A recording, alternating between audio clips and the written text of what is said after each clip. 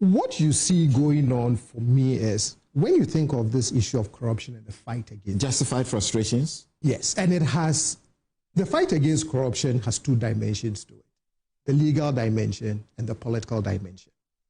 The former president always used to say, not until you are in trouble and you find yourself on the wrong side of the law, you would never fully appreciate due process. But where I think in the eyes of the public he was perceived as having lost the fight against corruption is because he took an extremely legalistic stand on it. Let due process work. Let due process work. Except that in the fight against corruption, the public doesn't see due process. Not until you are following a case, not until you read news about it, not until you are privy to adjournments and all of those things. Nobody sees due process. But everybody sees the politics of the fight against corruption, the statements you make, the assurances that you give Ghanaians. That is where you also win the fight against corruption with the public. You have to balance the politics with the legal aspect of it. So, isn't it intriguing that now you have some of the voices that were so certain of who was going to go to jail, right? I always play back this tape where a particular individual was listening. Person A, candidate for jail. Person B, candidate for jail, right? And I look at that and I say, maybe this is the lesson also for partisans when they promise a strong fight against corruption. Because it is not as though you are not fully aware of due process, the way our institutions work. You've been in government before. In the midst of all of that, you were still very certain in your engagement with the public of who was going to go to jail, how much money you were going to be able to recover. So when these same voices now say that, but we have to respect the process, we have to allow institutions to work, you can understand why the public will be justifiably frustrated, because in your engagements with the public, nobody ever said, but just so you know, these things take time. It can take forever because the wheels of justice grind slowly. We want to make sure we don't convict innocent people, all of those things.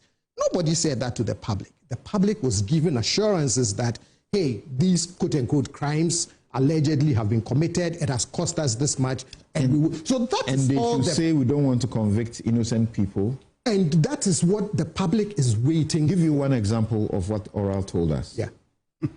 They told us that the former National Investigative Bureau boss, Nana Abrakwa, was caught in a land transaction. He said he paid pittance, 160,000 Ghana cedis, for land that should cost in the open market about $700 US. $700,000. $700,000 US. That's what they said. PJ2 was blunt and forward with it. So what do you want the person sitting out there to think?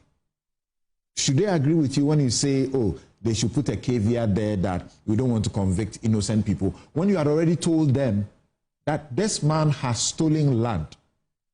He paid 160,000 Ghana cedis when the land cost $700,000 US. Precisely my point. So at this point, the public, and justifiably so, do not want to hear things about investigations and due process and justice grinds slowly. So are they justified? The public is justified to feel, because the certainty with which you promise those results, it's all the public is waiting to see. And as I keep saying, nobody sees due process. You can't touch it, you can't feel it. But everybody can see a convicted person in handcuffs or being sent to jail. Everybody can see when... We see Jubilee House clearing. That's what I'm saying. So at this point, you have to find a way to start giving, quote-unquote, the people what you promised them. Look, you can make all the institutional changes, you can make all of the rules, you can even say that now trials should take 1 hour. You still have to balance those new rules with respect for due process. You can't say that because we've changed the rules now, an accused person cannot come to court with the right to self-defense, for example. No, but ultimately, I'm not saying that's what you're saying. But what the people are saying, in agreeing with Domolevo in whatever context he put there, the issue is that 7 months or 8 months is too long. See, the 7 is coming. No, it's because you're repeating it. Because you're repeating it, it got to my head. 8 months is too long. Okay, 8 months is too long because if this is your priority, what do you need? You have all the awesome powers of the state to investigate. Parliament to support you. If you need police, if you need CID officers, if you need to recruit people to get this done, you don't need a whole week to get these things fixed. So what's the problem? I get all of that, but I'm still saying that even when you marshal all your state institutions and all your state resources, you still have to follow due process, right? So again, I agree. And the other thing I would say is the government is a victim of its own political promises and engagement with the people. So the heat that they are facing is justifiable, right? You promised.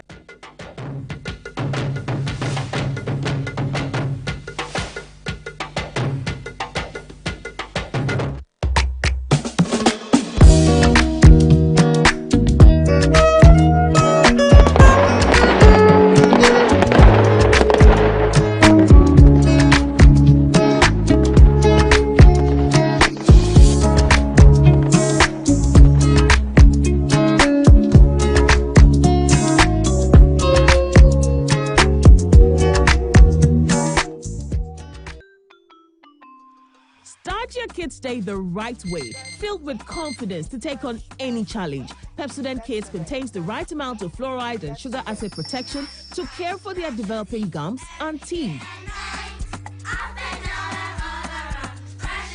Grab either orange or strawberry so they brush with the sweet flavor they love morning and evening. Pepsodent Kids, giving your children a bright smile for a brighter future. Are you a headmaster, headmistress, parent, teacher, or an educator looking for high-quality textbooks for preschool, primary, and junior high school students? Look no further than Advocate Publishing Company. Advocate Publishing Company is a leading publisher of educational materials in Ghana that publishes very engaging, interactive, and comprehensive textbooks that meet the needs of students, teachers, and parents. Our textbooks are thoroughly published to make learning fun and easy. They are also designed to stimulate critical thinking, problem solving, and creativity in students. Make Advocate Publishing your preferred choice for all your educational needs.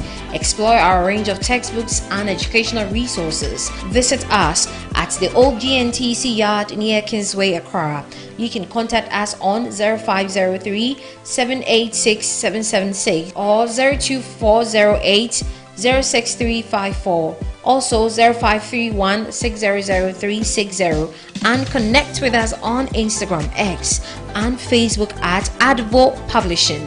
Don't settle for less. Choose the best. Advocate Publishing Company, empowering young minds one textbook at a time. Thinking publishing, think Advocate Publishing.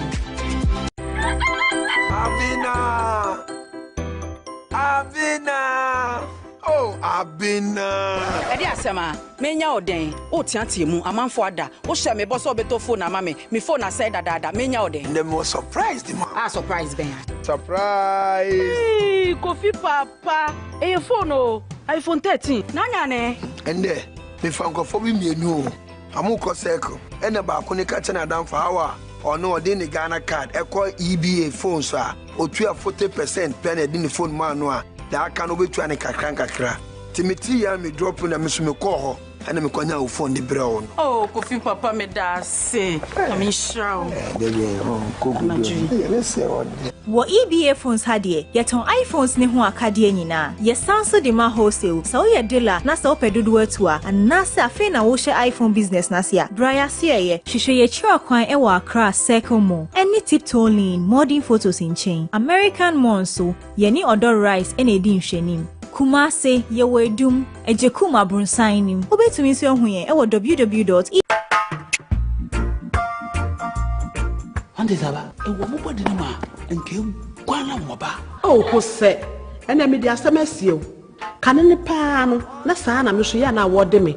Edure na adi me nkwa no. Kingdom Garlic Bitters. No, mo benefit him. Me benefit why? Oso ko to de. Abrewa, smile ma abrente. Me shuve. Wonante kakra na wabre. No Kingdom Garlic Bitters ene ne capsules. Nenya hoden abre bia. Kingdom Garlic Bitters in the capsules. Assembly anye ho. Edeben we hu ama wani agise. Senior na me wife complain won personal. Kingdom Ginseng Power Capsules nti. Se sia mpaso aye de. Kingdom Ginseng Power Capsules. Emani tie ni asumdie befi abre bia. Oba bia o de pua haw no. Edro ba kupa wo hia ne Tremendous Capsules. Tremendous Capsules esiesie wo ma wo ye oba asima. Enro yi wo benya bi wo ba bia ye ton nro bia. Kingdom Herbal, no challenger. Brush your teeth. Brush 2 times a day. Brush with Kel-Kit. Hello, my friends. My name is Kel-Kit toothpaste. Wow. I was made to be gentle on your gum, but protected.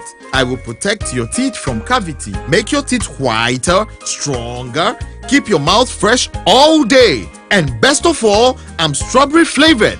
So put on a smile and try me. That's amazing. Just try me. That's my job. If you say so, jump on my brush. Makes your teeth stronger, chicky whiter, chicky stronger. Yay! You did it! I'm glad you like your new toothpaste. Don't forget to brush both day and night. Kel-Kit. Happy smile.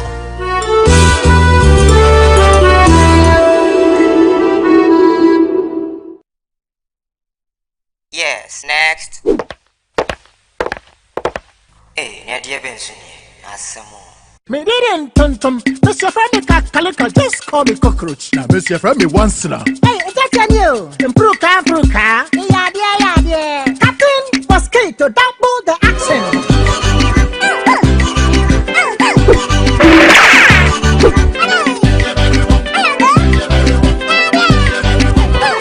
Me did it, Sasso spray. Mr. Friend, Sasso quell. Yeah, go to my Sasso.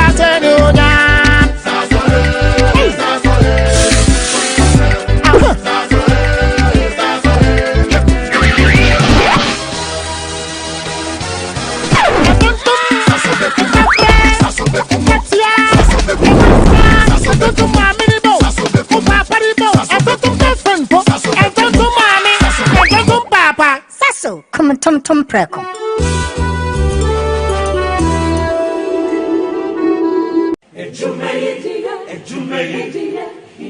In life, choice is good, but choice plus safety is way better. Your safety and comfort is paramount. Under the cylinder recirculation model, you can buy LPG in a safe environment. All cylinders are inspected and maintained to the best safety standards, so your safety is assured. Just take your empty cylinder to the nearest exchange point and swap it for a filled cylinder. Different cylinder sizes will be available to meet your pocket size. Imagine cooking in a smoke-free environment. This will improve the health and well-being of you and your family. Choose LPG in a safer model of distribution. Cylinder recirculation model. Securing your safety. Creating more jobs. A message from the National Petroleum Authority under the patronage of the Ministry of Energy. Victory, celebration, legacy. It's 40 years of Jesus is our victory. Join Victory Bible Church International for the Wonderful Jesus Conference 2025. A power-packed celebration marking 40 glorious years of God's faith and God's grace. It all begins on Saturday, 12th October with the Mega Praise and Worship Night, a night of pure gratitude and praise. Then get ready for the Wonder Walk on October 25th, a citywide walk of testimony and victory. From October 27th to the 30th of October, the Wonderful Jesus Conference continues live at the VBCI Dominion Sanctuary, Awoshi Junction. Expect nothing but divine encounters, miracles and transformation. On October 31st, meet us at the Independence Square for a nationwide gathering of worship, power and the word. Then on November 1st, join the outreach program at Mancho Agbona. Then let's touch lives and share the love of Jesus Christ. And finally, the grand service at the Independence Square on November 2nd. Come and witness the glory of 40 years of victory. Ministering are Bishop N.A. Takiyaboy, Bishop Clement Amankwa Isehene, Bishop Elijah Saforo, and Bishop Emmanuel Akon. Wonderful Jesus Conference 2025. 40 years of grace, power, and impact. From the 12th of October to the 2nd of November. Victory Bible Church International invites you to celebrate Jesus, because Jesus is our victory.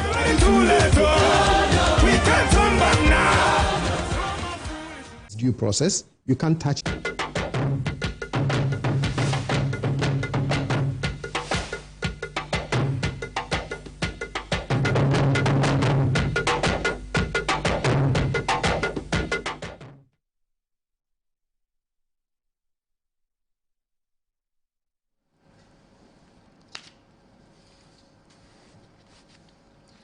Good evening, welcome to another week of Good Evening Ghana. Thank you very much and welcome to the show. Tonight, we have the controversial research work for you.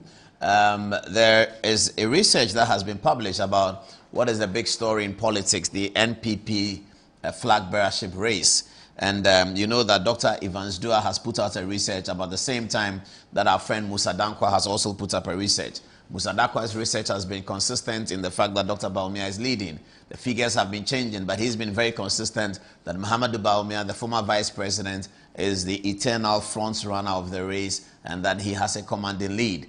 The MPP contest could also go into a second round if the eventual winner is not able to clinch 50+1. Tonight also we have a story on former Supreme Court Chief Justice Gertrude Torkornoo as Parliament resumes today. Alexander Afenyomarkin, the minority leader, gave a spirited speech at the opening of Parliament, responded to by Muhammad Arega. We'll share a bit of that with you, and also the inner look of Parliament's new chamber. We go also to the Asale Boche neighborhood, where the road has been a subject of complaint by citizens. Everyone in Asale Boche is complaining about the road. We'll have a look at that and tell you what we think. Galamsey is back on the agenda, and so it will feature today. So our interview segment is with Dr. Evans Dua, who is the author of new research that shows that Kennedy Ohine Japan is leading the MPP race. He breaks it down to a worst and best case scenario. Mr. Dua was at the British Council Hall yesterday. Dr. Dua, I should say, was at the British Council Hall yesterday, where he held a press conference and he took nearly 100 questions from pressmen and civil society. Sam Nate George is also on our agenda tonight. What is happening to the AT, Telecel, KPMG, and the future of the two Ghanaian-owned companies in the telecom space? Telecel, which is about 60-70% Ghanaian-owned, and AT, Airtel Tigo, which is 100% Ghanaian-owned. What's happening in that space? What is the relationship of auditing giant KPMG in the story? We're going to share all that with you tonight. Good evening. Welcome to the show. In Team Fojo and Sam Nate George, again, Sam George back in the story, are preparing to go with the LGBT bill to the new meeting that Parliament began today. Will they be successful? What are we looking at? And so all of that is coming up in a very, very big way. We'll also tell you what happened in the living room of Nana Addo Dankwa Akufo-Addo today when he called upon all 5 presidential candidates to come have breakfast with him and some of the important officials of the New Patriotic Party. All of that is coming up. It's a heavy laden. Good evening, Ghana. Thank you very much for your time. It's a busy Tuesday, hasn't it been? President John Dramani Mahama has been out there cutting the sword for the start of a new road at the Kaswa area.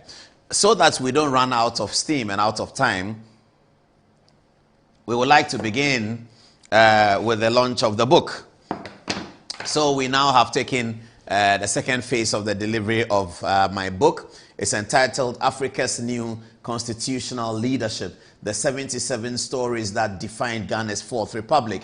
You're going to have many stories in there for young people, for journalists, and for academics who want to know what has been happening in Ghana's Fourth Republic. It's all captured in the 150,000 words of the book. There you see it in your screen. There's a contents page captured, and then of course that's the book itself. It's a book by Paul Adomochiri, is the Africa's New Constitutional Development. Is available now at Kingdom Book at the University of Ghana and KNUST and the Vidya Bookshop. Available at Kingdom Bookshop, University of Ghana and the Vidya Bookshop. You can get it over there. This is how the book looks like. When you go there, you mention my name, they will give it to you. It is selling for 200 Ghana cedis at the university campuses and selling for 400 cedis outside the university campuses. So there's a big students discount. It's not just for students. It's difficult to identify who a student is. So for the bookshop that's located on campus, the Kingdom Bookshop at the University of Ghana and the Kingdom Bookshop at the KNUST all have it for 200 cedis. Here at Metro TV, is selling for 300 cedis, and you can come to Metro TV and ask for Tornado, and he will have copies of the book. So that's all the copies of the book are here. Where are they selling? Let's get on the touch screen and see where it's being sold again. I don't know whether they have it there, but Kingdom Book and Services at the University of Ghana Bookshop. So there you have it here. This is the book, Africa's New Constitutional Leadership, the 77 Stories That Defined Ghana's Fourth Republic. Is a book by Paul Adom-Okyere. It is available at Kingdom Books Legon and Kingdom Books KNUST, and also as Vidya Bookstore in Labone in Accra. You'll find copies there. You can get a copy. It's selling at the Vidya Bookstore for 400 cedis. It will sell at Metro TV and City FM and any other radio station for 300 cedis. It will sell at Vidya Bookshop for 400 cedis, and it will sell at the University of Ghana and KNUST for 200 cedis. It's an interesting book with photographs, everything, and allow me to market it a bit. Let me just go through some of the contents so that you can to whet your appetite to buy this. Story 72, for instance, is Saturday, 23rd February 2019. Former President John Mahama elected as NDC candidates for election 2020. And then you have story 73, Ghana Exim Bank powers one district, one factory into being as a major juice factory is commissioned. If we go further back in time, story 43, John Adjekum Kufuor's leadership catapults Ghana into his first FIFA World Cup in 2006. Then you have story 44, Professor Mills wins another NDC nomination for election 2008. Story 41, 7th January 2005, Kufuor chooses a new speaker as NDC nominates the MPP speaker. That's a very interesting story that young people should look forward to. And then you have Kufuor's final term. Akufo-Addo laces boots to become the new party leader. Then you have story 46, Ghana hosts African Cup of Nations, January 2008. And then if you go further back, you have story 33. Kwesi Boche challenges Mills for NDC leadership. And that's on page 276. And then you have the advent of serial callers, an important part of positive and negative political communication. I think that's a very important story we wrote as well. That's story 34.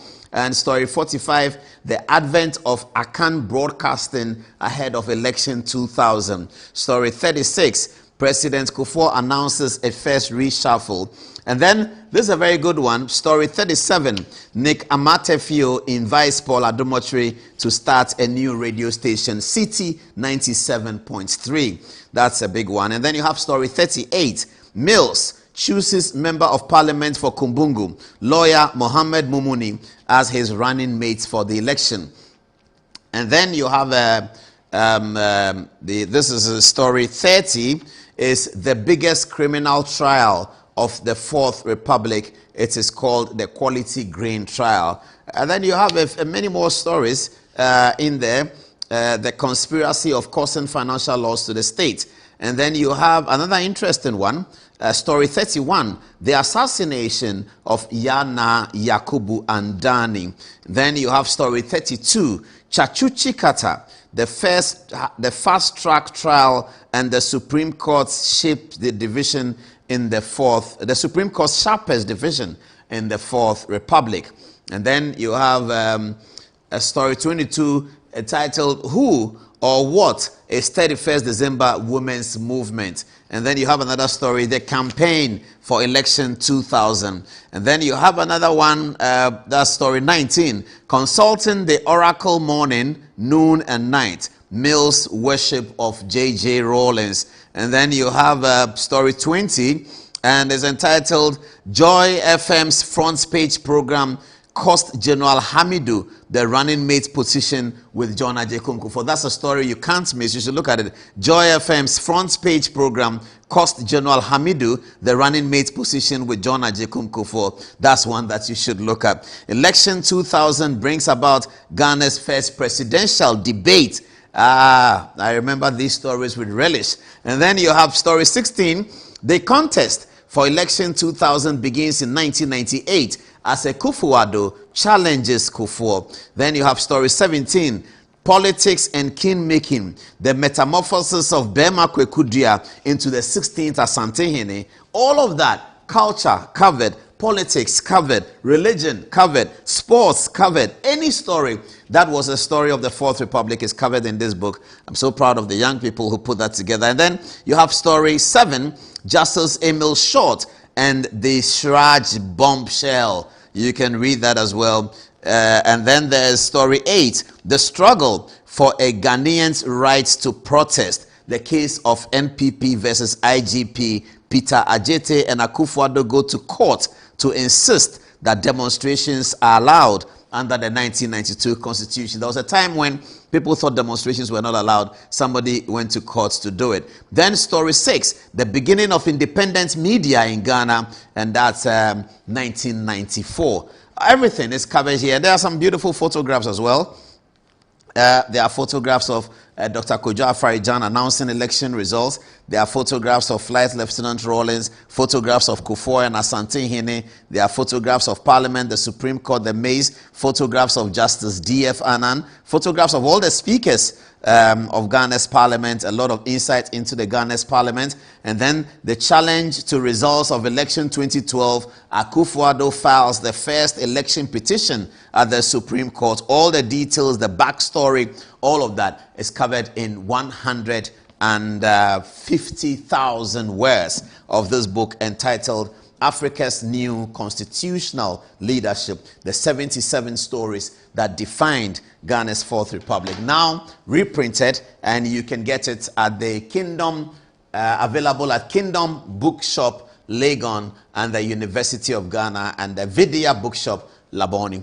Please go there and get the book. Criticize it if you want, but you can. There's a lot to learn from it because I reported these stories as I reported them as a reporter. Some of the stories start before I became a reporter. Those that come in since I was a reporter, it is my own news reports that have been captured in there. For law students and lawyers, many of the constitutional law cases have been briefed. All the constitutional law cases with political significance have been briefed in this case. And so you can see from the NPP and GBC, NPP and IGP, then you have the Radio I list of cases. You have the 31st December case, all of that in there. Chachuchikata versus the Republic is in there. All of those important cases are briefed up to the 2 election petitions, both of them fully briefed in the case, 150,000 words. That we put together last year to form the book entitled Africa's New Constitutional Leadership, the 77 stories that defined Ghana's Fourth Republic. It's a book by Paul Adomochiri,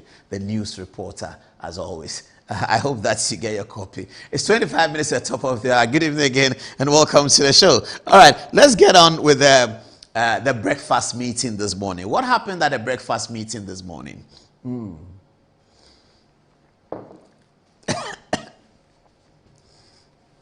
So,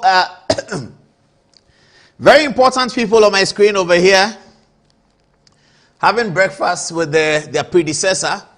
One of these men that you're looking at on the screen, can you put the photograph so they can look at? One of these men that you're looking at on the screen is going to be the MPP flag bearer for election 2028. So from the left to right, right to left, okay. With our controversy, let me begin left to right. So from left to right, you have Kwabena Ejapon, former General Secretary of the New Patriotic Party. He was at the breakfast in the predecessor's house. And Nana Akufo-Addo hosted these gallant men to breakfast this morning to discuss matters that they tell us is off record. But of course, we found out what they talked about. I'll share with you in a minute. Dr. Osei Aduchum, who has A very interesting content that is sharing with the delegates. Very, very interesting content from Osei Aduchum. And of course, the unmistakable figure of the former vice president, the very distinguished Mahamudu Bawumia, seated in the middle, if you look at it, because there are two to his left and two to his right in the middle. Brian Achampong, the lion of the Kwewu Mountains, is also over there in his smoke. Interestingly, Brian Achampong in the smoke. And then the man who has to define X, Kennedy Ohene Agyapong, who is carrying the buzz of the campaign, is now in the northern region. He also, the only one in jeans, seated. Kennedy Ohene Agyapong was there. So one of these men is going to be the MPP flag bearer by 31st January. Or if they don't succeed, it will be on the 15th of April, where the second round will be run. Now, this was the important setting of breakfast, sitting at the table head, Nana Addo Dankwa Akufo-Addo. You can see to his right, Kennedy Ohene Agyapong, then Brian Achampong, Mahamudu Bawumia, Osei Aduchum, Kwabena Agyapong, and the very venerable, the very distinguished and respectable Hackman Owusu Agyeman, who is the chairman of the Council of Elders of the New Patriotic Party. These men sat together and talked together about the fortunes of their own party, and there was General Secretary Justin Kodua was there too. Here you see Kennedy Ohene Agyapong and Mahamudu Bawumia sharing pleasantries, exchanging pleasantries. Now, this was the photograph that had everyone in there. And please put it up. Let's see. Let people look at it here. So there you see. Okay, Chairman Bute, I think, is also in the jeans trousers. So from left to right, I believe that's Chairman Bute, the Honorable Frema Opare, former Chief of Staff and former Member of Parliament for Ayawaso West Wuogon. Frema Opare, some people have forgotten that she was Member of Parliament for Ayawaso West Wuogon. The unmistakable figure of the forever excited Nana Addo Dankwa Akufo-Addo. They have Hackman Owusu Agyeman. It's looking quite good. For an old man who is over 80, Hackman Owusu Agyeman is over 80, looking quite good in his suit. Alexander Afenyo-Markin, the lifeblood of the NPP's super minority in Parliament, Kwabena Agyapong, Justin Kodua, Mahamudu Bawumia, the lion of the Kwewu Mountains, Brian Achampong, Osei Aduchum. You have over there Kennedy Ohene Agyapong, and another party official. All of these men attended Akufo-Addo's home in Accra today to share and break bread like Jesus Christ did with his disciples during the Last Supper. This is Brian Achampong. I call him the lion of the Kwewu Mountains. Kwabena Agyapong, the General Secretary of the party, a very, very, very big loyalist of the New Patriotic Party. Hackman Owusu Agyeman, former foreign minister. Those of you who remember, in 2001 he was Ghana's foreign minister, and he's also very distinguished. This is Fawaz Akufo-Addo's aide, former deputy chief of staff, and Alexander Afenyo-Markin over there. This is Justin Kodua, the General Secretary of the New Patriotic Party, Alexander Markin, the minority leader, Nana Addo Dankwa Akufo-Addo, former president of Ghana, and Frema Opare, former chief of staff and former member of parliament. Kennedy Ohene Agyapong, former member of parliament, now presidential aspirant. And here is Mahamudu Bawumia in a handshake with Nana Addo Dankwa Akufo-Addo, his former boss. And Nana Addo excited about something, laughing broadly, always very excited about a jokey comment and anecdote. It's always interesting to be in the company of the very distinguished Akufo-Addo. Nana Kennedy Ohene Agyapong here in a warm handshake with his fiercest competitor, Dr.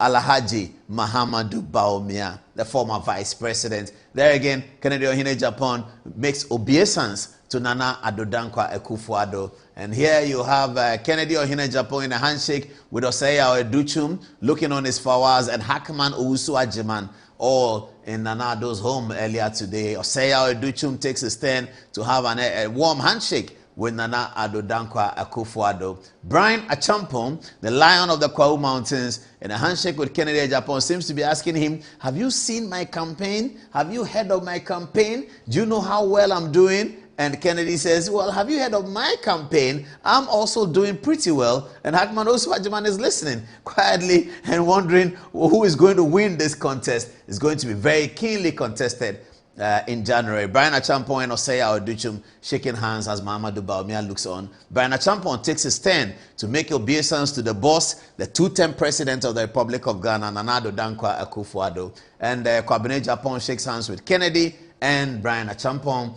Kwabena Agyapong also likes usually to be in suits without a tie. Osei Oduchum is in an African print as he likes to do. And these are all the men seated at the dining table with Chairman Bute, the dining table of Nana Akufo-Addo. So they had nice croissant, the sandwich, and meat pie. And it's not bad. I wish I were there. You viewers, you know that me and food are very good friends. So I wish I were there. But Akufo-Addo didn't invite the ordinary boys and girls. He invited the important presidential aspirants. There they share a joke together.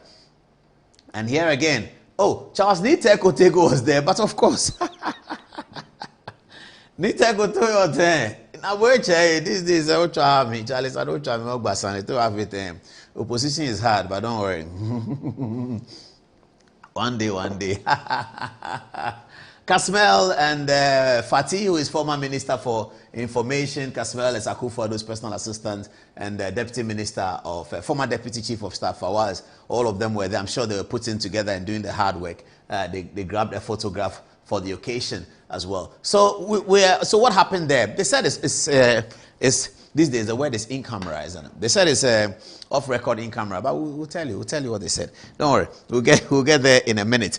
So that's from Nana Akufo-Addo's breakfast meeting this morning with the MPP presidential aspirants. All 5 presidential aspirants attended, including former Vice President Mahamudu Bawumia.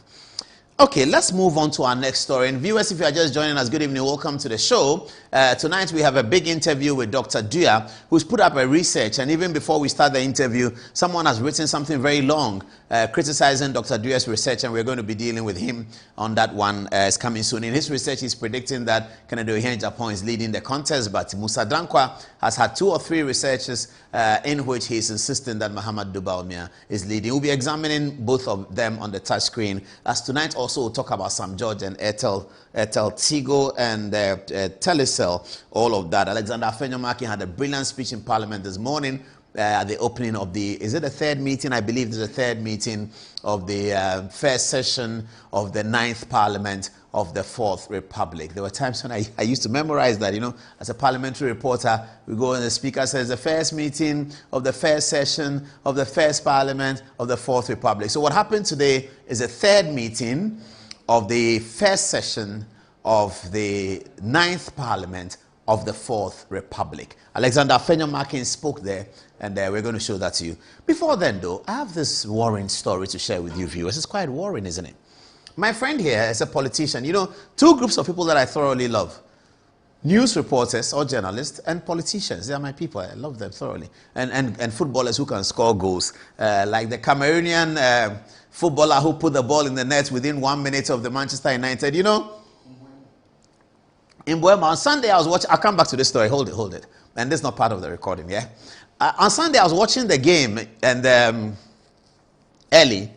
I was panicking. Now, you're a United fan these days. Your team is going to Anfield. Liverpool have lost the last 3 games. My goodness, you're going to sit on tenterhooks. I was on tenterhooks. And, some those of you know, my home is divided into Manchester United as a majority, of course. It's always going to be. There's Chelsea and Arsenal. They're all there. So, Arsenal has just won their game by 1-0. They're very lucky, very, very lucky. Chelsea had won their game comfortably. And now those of us, the United people left in the family wearing our United shirt, the game started, and I was trying to look away. Then one of the children came and said, "Daddy, we scored." I said, "Are you sure?" One may say, "Mbeumo scored." We ran around. We were so happy. Mbeumo scored. But I looked at the time. It was only 1 minute. I said, "Liverpool are going to get angry and they're going to kill us." Thankfully, by the grace of God, by the time the game ended, Manchester United had prevailed. This has not happened in a very, very long time. I think 6 seasons, they said, that Manchester won a game at Anfield. I think the last time was Juan Mata, who scored some 2 great goals, including a Caesar kick in Anfield to give Manchester United a victory. People think that the glory is back. I don't know. We need to wait for 3 or 4 or 5 games and see. But that was a winsome performance by Manchester United. Really great performance. I've always been worried by the 3-back that Amorim is playing, but it looked like it worked. And I think that the Brazilian number 10, what's his name? I think he was the difference. He made a lot of difference. As for Amad Diallo, he's a superstar. He reminds me so much of Abedi Pele. Amad Diallo, the way he stops the ball, oh, the guy is just too good. How old is he? 18, something like that. He's a fantastic player, and I'm so delighted that he plays for Ivory Coast. He doesn't play for Paris, France. He doesn't play for London, England. He plays for Ivory Coast. He's certainly going to the World Cup. That's a gifted player, Amad Diallo. He made a great difference for Manchester United on Sunday. We're waiting to see what this weekend brings up. So that's my beautiful football stories. Lightened up my Sunday night, and I was so excited. Manchester United, Liverpool 1, Manchester United 2. That was a great game. Okay, let's come back to my political friend. Okay, you can start the recording here. This is my friend, nice guy. You know, I like politicians and I like young people who decide to work for politics, because if you're working for politics, it's a major risk. You may win, you will lose. There's no draw in politics. You either win or you lose. You go to election 2016, you win or you lose. You go to election 2020, you win or you lose. You go to election 2024, they win or you lose. You know, so politics, deciding to do politics is a major risk that I respect people who do it. But I saw this nice gentleman speaking on Asempa FM, and I was very worried. The issue was about a road in Asaliboche, and I know Asaliboche well. I had a friend called Azobi who used to live in Asaliboche back in the day, so I used to go there to see him. So I know Asaliboche. Now, the road in Asaliboche apparently is very bad. So he was on Asempa with lawyer Obi when somebody sent a text in to say that, lawyer Obi, tell him that the road in Asaliboche is very, very bad. And so Obi graciously read the person's text and said, Chief, the road is bad. His response was abysmal. His response was a total disaster of political communication. It was so bad that Obi was overwhelmed and flabbergasted. I'd like you to look at the video. It's a video called from Asempa. Then we can come back and talk about it. But I think this should not happen again in this manner. Have a look. The roads from Asaliboche Highway Junction to Lakeside Estate is so bad that saloon cars find it difficult to move, and it creates huge traffic. Obi, we have tried calling the MP Abu Ramadan's office, but we've not been successful. Obi, we are dying on the highways to Lakeside Road. Please help us. Hashtag fix Boche roads. Hey. Nah. Abu Ramadan ono de kwa ya Adamu. Yeah, Adamu Ramadan. No, yeah, MP no. Or can MP no. Na MP we so or yeah adwuma de. They no onye. Now omuka Rose asemi do their own thing. Almost some contribution here. Ba.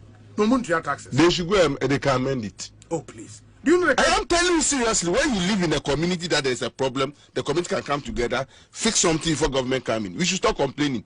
We are not helping ourselves. Talking about here. Now the road was constructed. It has have defects. Currently, if there's no budget, you can't force it to be there. Yes. The community should come together. They should come together and do something to put it in a motorable way. Once the government plans to come in, people should stop complaining in this country. Obi. Complain masters. Ufe mpi omede. Amanfo etua to a omo kwan a. Omo tua to, omo kwa omo tua to. Obi wo ho na mu rem no ku koni fi. Onu de on tua to.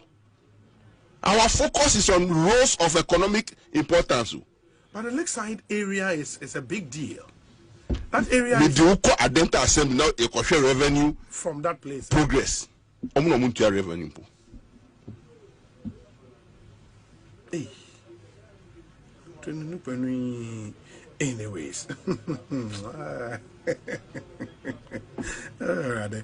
see, the reality is that not that it will not be done. Yes. But currently, if there's no budget, if there's no funds, you can't go to the site. Because to even go and grade and regravel, but I think you should rather call on the assembly, say, even if Sabain Enya Kwaima, I will call on the assembly when there is commitment of citizens. No, what I'm saying. Because all the time, you customer citizens there, citizens, what I'm saying is, what the citizen does, say on three the taxes are, you deal with him, but so three the tax, then respectfully they are okay there because and not drip machines now. Drip machines is to make the roads more traffic. And fuel never talk. Na fuel assembly into fuel. Fast can frame. I'm say Ubet Naka, and I say a buyer baby announced say this time assembly in Yanya 25 million or say that money so list of allocation. Absolutely. Are you getting me? Yes. When we drip fuel. Oh, come off it. Come off it. That is IGF. Yeah, assigning Sikano to the various sectors that they should expend it. Yes. To make the electoral area or the municipal area very conducive. Yes.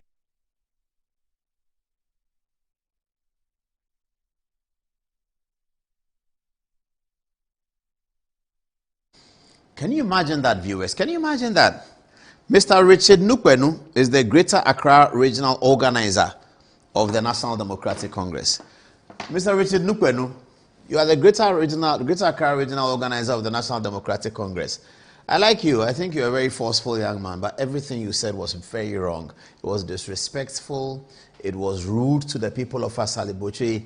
You even suggested that their road is not important and that the government is considering doing more important roads. You are not the Minister of Roads, Kwame. You are not the Minister of Roads. Who is Minister of Roads? Is it Kwame Abuja? Yes, Kwame. No, is it Kwame Abuja? Roads? Yes, Roads. Roads is Kwame Abuja. The Honorable Kwame Abuja is the Minister for Roads. You are not the Minister for Roads. But you are giving him a bad name. The way you spoke is very bad. I have no other way to do this but to report you to the General Secretary, the chairman of the party. I'm going to report you, Mr. Richard Nukwenu, to the chairman of the party. Because you see, the chairman of the party has an ambition to become the presidential candidate come 2028. If you are an officer of the party and you talk this way to Ghanaians, you talk down Ghanaians, you say we complain, the same Ghanaians that voted for you and your party, John Mahama doesn't talk like that. Why are you following John Mahama and you do this? It is embarrassing. It is bad. You should be apologizing. It is too bad. Obi was signaling you that you are not speaking well. Be careful. Take your time. He was giving you signals that, oh, the people pay their tax. He said, do you have a problem with somebody in Asaliboche? Or do you have a problem with all the people in Asaliboche? But they are Ghanaians. And I'm sure that if we go to look at the polling stations in Asaliboche, we will see very high votes for John Mahama and the NDC in 2024. Perhaps about the same road. I'm sure that they rejected the MPP because of the same road. So if you have come to power and they are complaining about the road, this ought not to be your response. Mr. Richard Nukwenu, I beg you, don't do that, okay? Mebo, don't do those things. It's not good at all. I'm sure it's from my village, Zalukopa. You know, Zalukopa people, they are very articulate. So I'm sure it's from, is either from Zalukopa or Sogakope or Adidome. How can you do that? I'm going to report you to the chairman of the party. Report him to the chairman of the party, Johnson Asiedu. Report him right now, report him.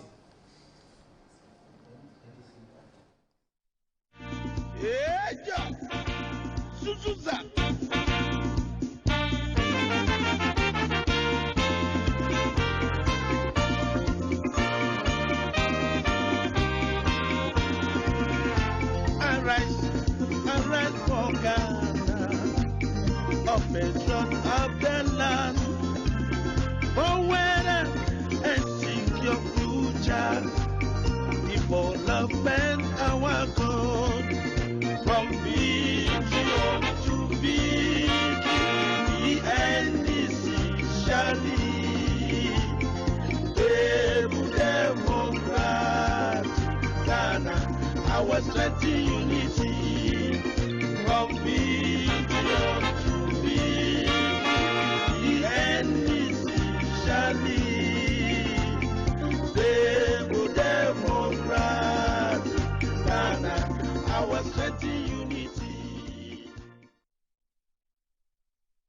Duly reported him to the chairman of the party, the Honorable Johnson Asiedu Nkatia. Now, let's see what people are saying. When we come back, Airtel, Tigo, Sam George, KPMG. Big deal. We'll be right back. Let's hear what people are saying. Ella, what are people saying? All right, so there are lots of questions about the book and whether or not people can purchase it online. So this one is from Mr. Suleiman. He says, why not include online purchase and delivery for those outside Accra? Mr. Emmanuel also says, I will definitely be getting the book. It's on Amazon. I'll put the Amazon address before. If Mikhail is here, tell him to get us the Amazon address of the book. There's an Amazon, so yes, I'll add the Amazon address. So you can also get it on Amazon. Great, because I think that's what Mr. Raymond also wanted to know. Now, back to the show. Ato Addison says, Paul, our own Ursula Owusu has declared her intention to contest for General Secretary position of the NPP, and we are solidly behind her. Nana Owusu says, the rest of the aspirants must support DMB and unanimously support him. He got 41%. He got 41% in the last elections, and presenting him again will seal the win for the next elections. This one is from Ohine. He said, these polls, dear, bedroom polls. Yakubu says, Paul, we don't need any research work to understand that DMB is definitely winning the election. All right, so this one is from Gastiman. He says, I believe Ken and Co are only trying to pay pollsters to convince and influence voters. I don't believe a bit that in this poll, because I have listened to him today and he's not convincing at all. Tell Ken we also have very differentiated and concerning issues, and we know the difference between paid and genuine polls. Paying people to put you on top has no relevant impact on the election day. If you want us to vote for the MPP, let's put DMB in charge. And lastly, from Samuel Uzi, he says, thanks to the former President Nana Addo for taking an excellent decision of bringing the 5 flag bearer aspirants to smoke the peace pipe. After this important meeting, anyone who breaks the deal must be severely reprimanded. We are fed up with those misbehaving. It is worrying and unhealthy as the fraternity is seriously preparing for a crucial presidential election. The Elephant fraternity needs a peaceful coexistence for strategic teamwork for the victory in the 2028 general elections. As such, these mature galleons must set their priorities right to meet the prime aspirants of the party onto victory and to lead Ghana in 2020. Back to you, Paul. The name is Ashale Boche, named after Ni Ashale. Thank you very much. Oh, I like my viewers, always helping to produce the program. Says the name is Ashale Boche, named after Ni Ashale. Let's get back onto the touch screen and continue our analysis for today as we wait for Dr. Emmanuel Dia to join us. There's a growing story going on here.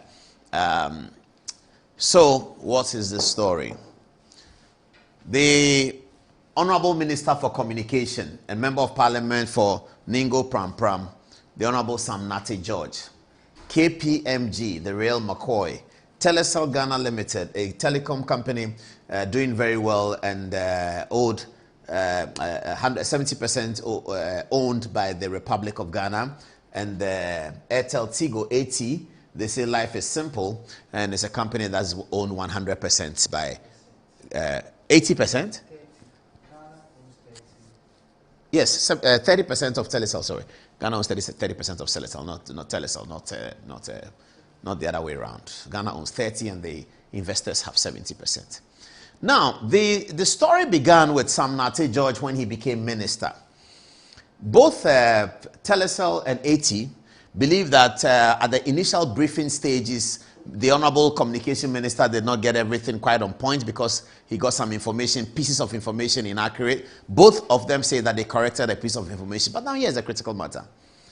AT are concerned that there seems to be a deliberate move by government to shift them into Telecel.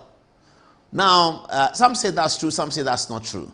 But this is the critical point. The reason why that is being said is that there is an American company that runs the towers. I want to make it as simple as possible. That's why I'm searching for words. There's an American company that runs the towers. They are called ATC. So if you're a telco, your call to get to me goes through a tower and comes to me. For my call to get to you is the same thing. That tower is some tree. You can call it a tree. It's more sophisticated than a simple tree, but yes, you can call it a tree. It passes through that and comes to you. So that the person who owns that platform charges you for passing through him to come to me. And he charges you for passing through him to come to me. And they charge and they pay. Now, because AT have had financial difficulties, and you know that's part of the reason why they were merged by the Ursula Owusu administration of Nana Akufo-Addo, they have been owing this company that is the platform. So the platform says that I can no longer host 80 on their cell. So the platform has everybody's cell, many people on it. So it's like this, and there's Telecel here, MTN here, everybody's on it. So it says that you, 80, you owe me, so I can no longer host you. Now, they've been owing them for a while, for about 5 years, but 80 have been negotiating. The first problem of the minister was that he went in to do the negotiation. He may well be entitled to that because this is a company that government of Ghana owns 100%. So the minister may well be entitled to that. But perhaps he should have dealt a bit more with the leadership of AT before he went to talk to ATC. Never mind. He went to speak to AT. I said, ATC, don't worry. The bill that these guys owe you, I'm going to pay. In a short time, I'll just deal with it. So they say, okay, we wait for that short time. He gave them a deadline. He failed to pay. So the guy said, look, your minister said he was going to pay. He didn't pay. I'm going to take you off. So they take them off. So if you are an AT customer, if they take you off and you take your phone and you're calling me, it will do bang, bang, nothing will happen. Kring, kring, nothing will happen. You press the thing, bang, nothing will happen. Then you start complaining. Da, da, da, da. So to avoid that, the beautiful twin brother, Telecel, was instructed, and they accepted the instruction that, okay, let us carry all the people here onto Telecel so that they can talk to each other, so they can go on their life without even knowing that something has happened. This was something Telecel did, for which we must be grateful to them. They agreed after the minister prompted that can you carry, and the reason why the minister was able to do that is because both have Ghanaian interest. 100% here, 30% here. So both have Ghanaian interest. So the minister said, look, my company, of which I have 100%, they are collapsing after, because I went to try and negotiate and I couldn't do it. So they are collapsing. So yeah, can you? And Telecel said, oh, why not? Oh, we'll do it. No problem, no problem.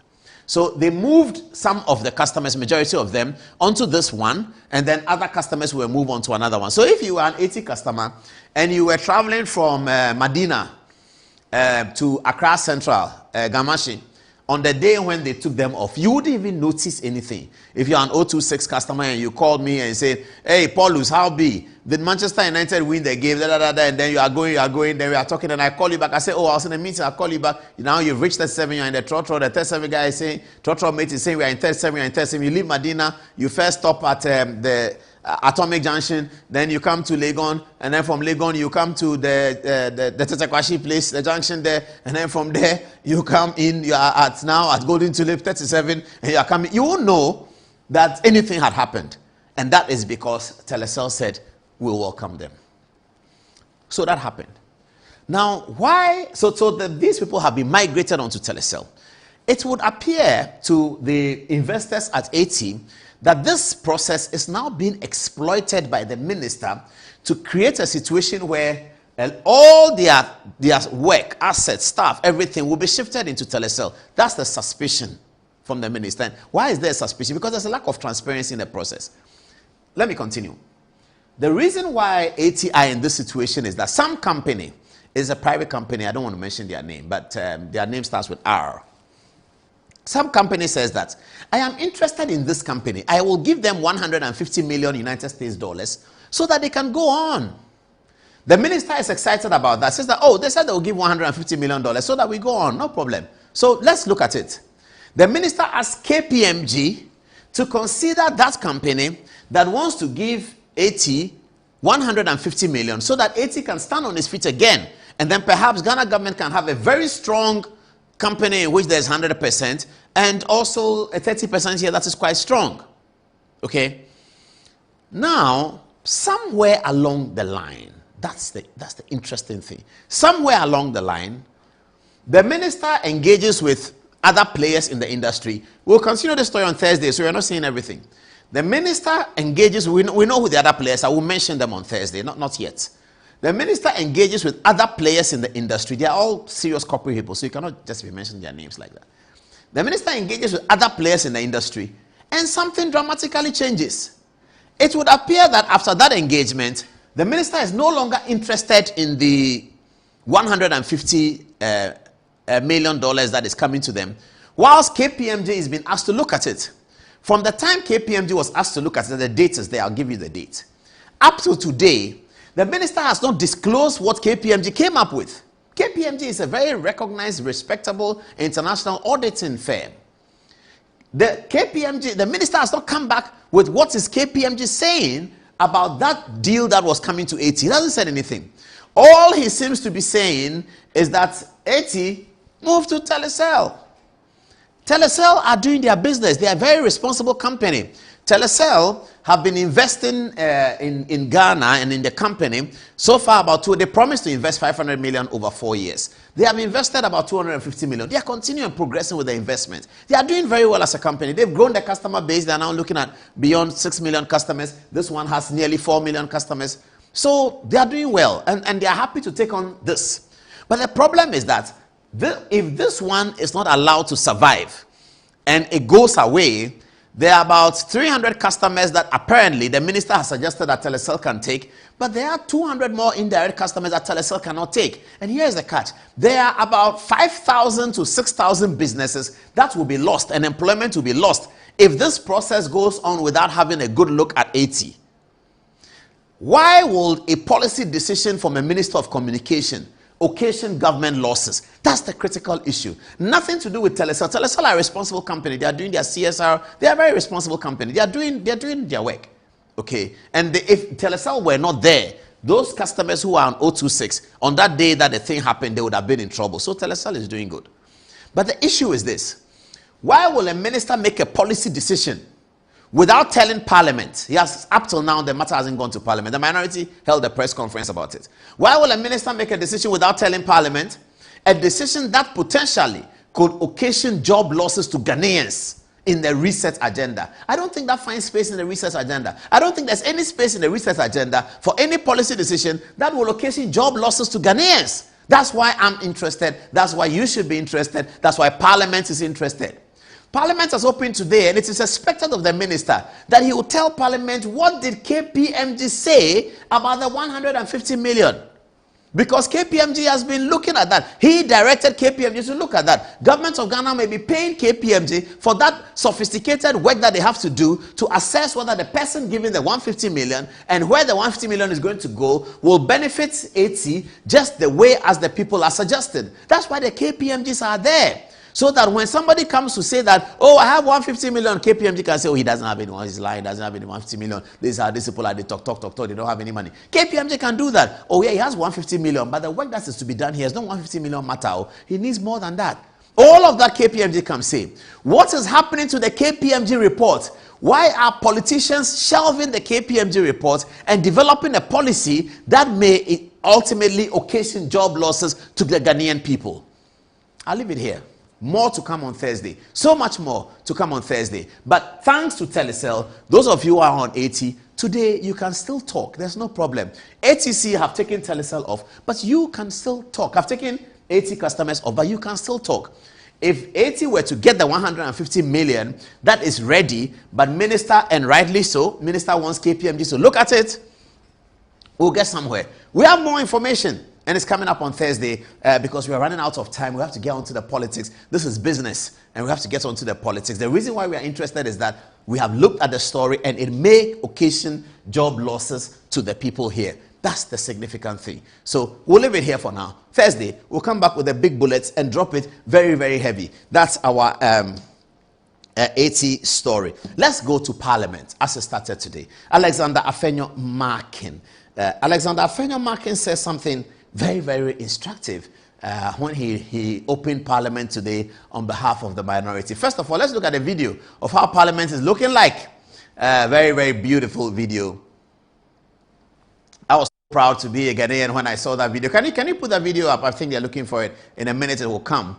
How Parliament was looking this morning when it was about to open. These are still photographs, I think. I'm guessing they have a video. We put that video on our YouTube page earlier today. The chairs have changed. I really didn't like the beige color of Parliament chairs. It was looking awkward. Now they have black chairs, and the speaker was saying today, is that a video? I'm guessing that's the video. Okay, sorry it's not covering the full screen, but you can see it here. Look at the beautiful black chairs of Parliament. This chandelier is old. When I was a news reporter, I was there. It's still there. It's doing very well. And they put black chairs in. I think it gives the Parliament a better feel than the beige chairs that they used to have. The chandelier, the eternal everlasting chandelier, reminds everyone of Justice D.F. Annan and J.H. Mensah, isn't it? and the technology equipment over there. They've changed the background to red. You know, the kente thing was also there. Whenever the presidents are speaking, you remember the kente thing. But the chairs are black. That's a major difference that has occurred to the Parliament of Ghana. This is the inner chamber of Parliament. Parliament of Ghana, you can see on their small screen, everyone has their screen and they can put material on it. So when somebody is speaking to a document, you can see it on the screen before you. Very modern Parliament. Up there is the public gallery, and then on the right-hand side is the press gallery where the news reporters used to meet. All set, it says, for Parliament, the third meeting of the first session of the ninth Parliament of the Fourth Republic. And the photograph is right here on my screen as well. I think that's good. Let's come back to the studio and look at what Alexander Afenyo-Markin told Parliament today.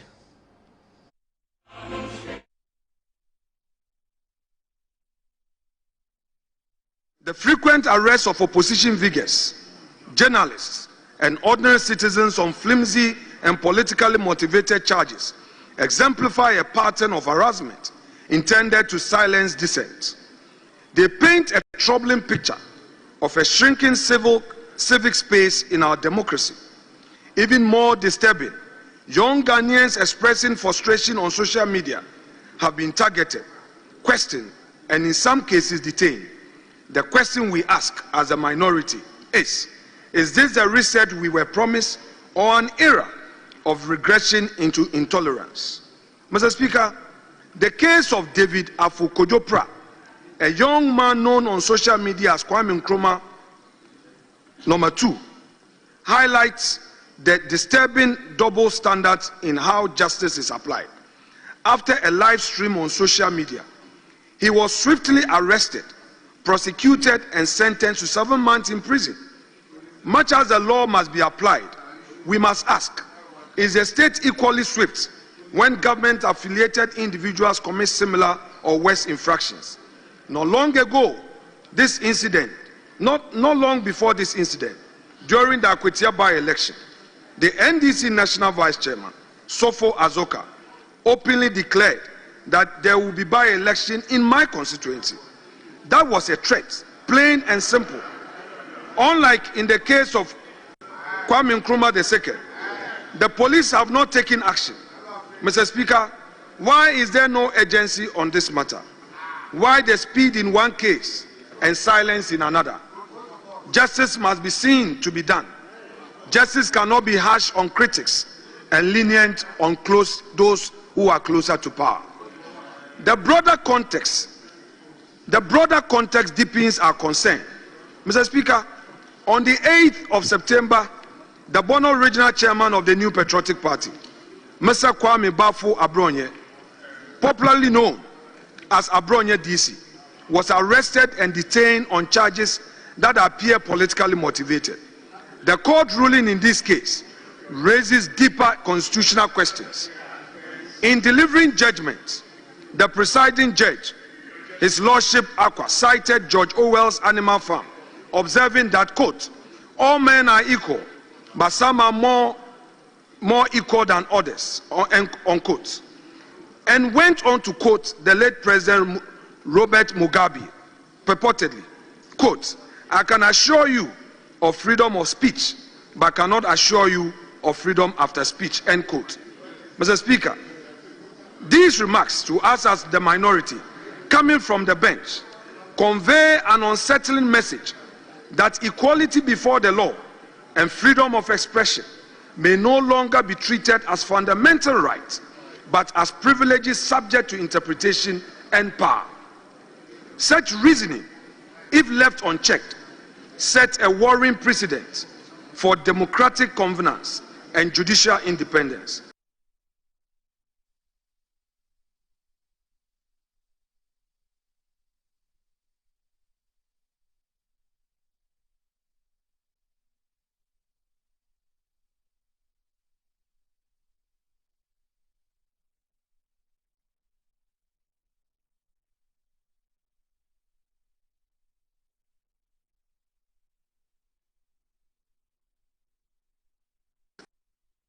The frequent arrests of opposition figures, journalists, and ordinary citizens on flimsy and politically motivated charges exemplify a pattern of harassment intended to silence dissent. They paint a troubling picture of a shrinking civic space in our democracy. Even more disturbing, young Ghanaians expressing frustration on social media have been targeted.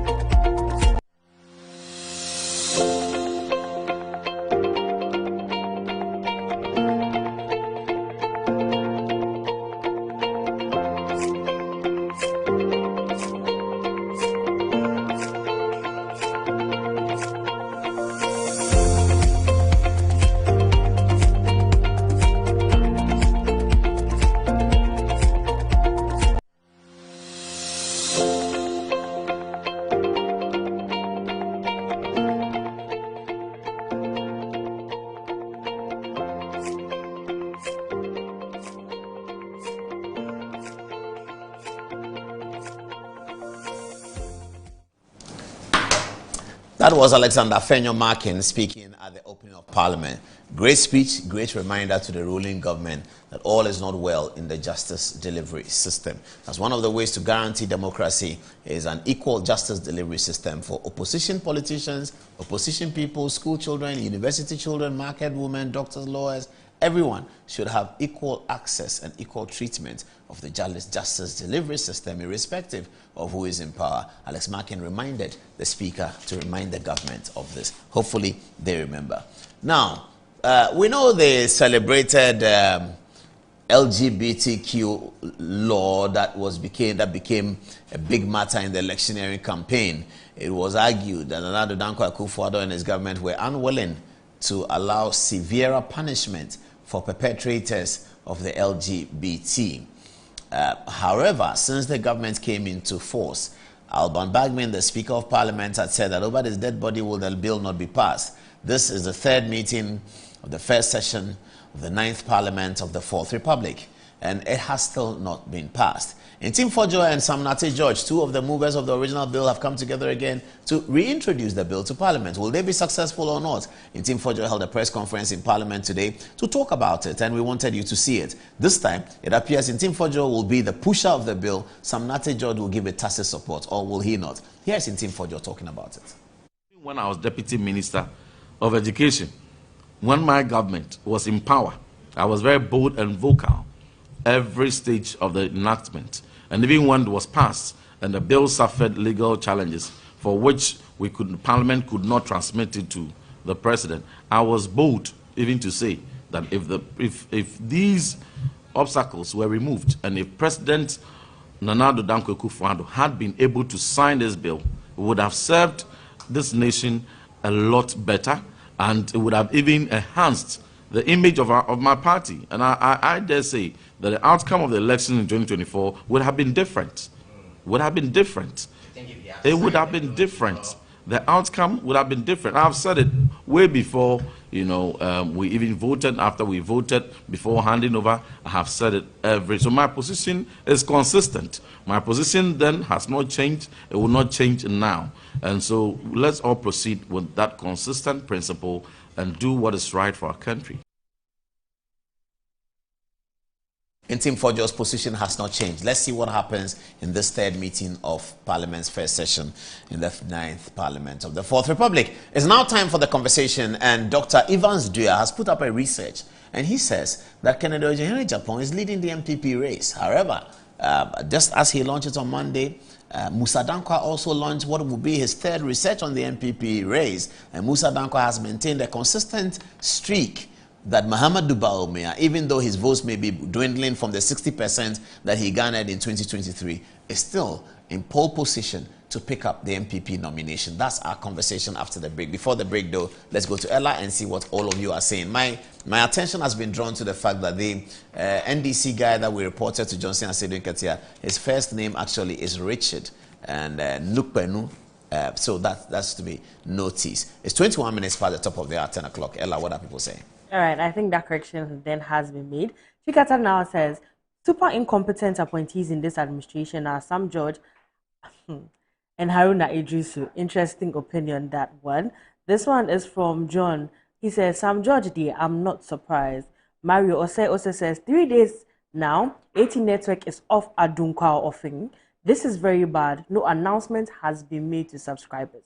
That is pretty disturbing. This one is from Dano. Dano says, causing financial loss to the state as usual. Sam Jata George. And Guma says, Mr. Paul, he will definitely face the consequences of these actions in the next or in the near future. Steve says, good evening, Paul. Someone should tell this guy to concentrate on our TV stations running unhealthy programs on air and stop this lifestyle of social ministry. He is just ready to engage and learn, all in the name of, you should be ready to engage and learn instead of doing all of this in the name of ignorance and arrogance. If indeed that JD is really something to watch about, the conduct has something to watch about the conduct of his ministers, then Sam George is definitely one of them. And this one is from Nano Wusu. He says, Sam George again, this paddy cry, he was a defender at a football club growing up. He reminds me of only of Kwewu United. He's always coming up with some appalling policies. Can he come off his high horse and consult Asla? I know a lot of NDC ministers have very cordial relations with the MPP sector ministers from Nanado's government. This man should really realize that no man is an island. And this one, lastly, from Kwabna, he says, Paul, there's a lot of conversation about the OSP. We haven't heard anything on that from you so far. All right. What happened here? The OSP what?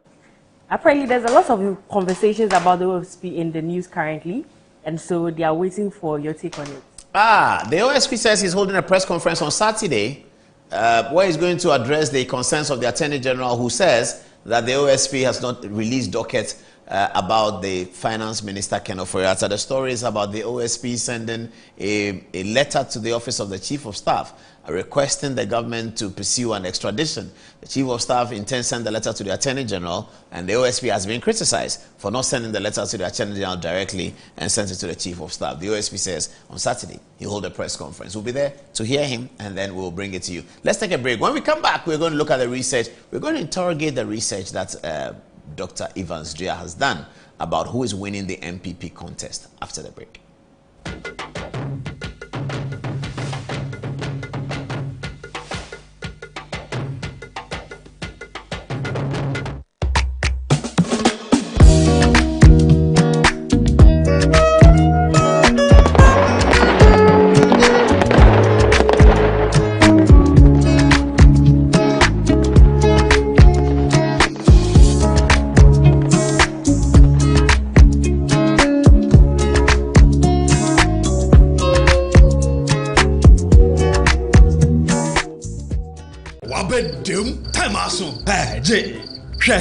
Watch it, not learning. Missy, watch and learn. Makwaya mabesisia. Abozege. Akete say no ya konate and the more drink woman. Hey. But I didn't mean. Oh, sorry. She knew her old dish. Eji. Dabio, baby wom. Ready. Hey, baby wom. Uncle. Aji. I'll cause some discomfort. Uncle!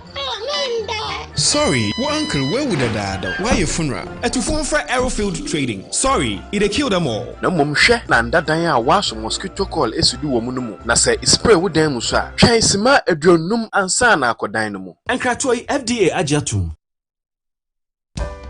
My line of work, a confident smile is everything. Kel Chaco toothpaste keeps me on top of my game. and ensures my smile is always radiant and bright. With the tiring nature of my job, we spend several hours under the scorching sun. To keep our teeth white and our breath fresh all the time, we use none other than Kale Charcoal Toothpaste. Kale Charcoal Toothpaste. You're on a Kessie and in a kit one. Samayo Kendini, who be here, Semetra Sapapadia to a mammy manful. Kale Charcoal's natural ingredients, and a bomb is so buying, and manis rain, and a sansu mama hotel so a will beg you. Kale Charcoal Toothpaste. Choose Kale Charcoal Toothpaste for anti-cavity, whiter teeth, and fresher breath all day. Available in 80 gram and 150 gram. Grab yours today. Kale, happy smile. This advert is FDA approved.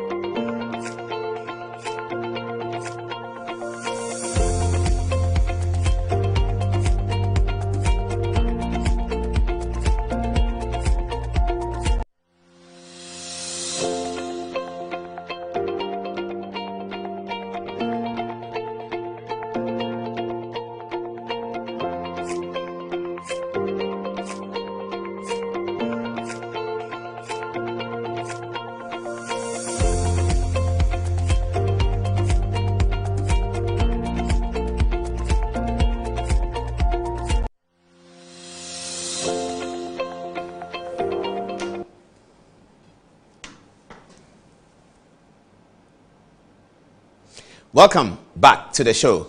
Jesse is not here today, is he? Okay. Sorry, viewers. Sorry, I like to bring you. Hey, my phone is talking. I like to bring you in some of these conversations.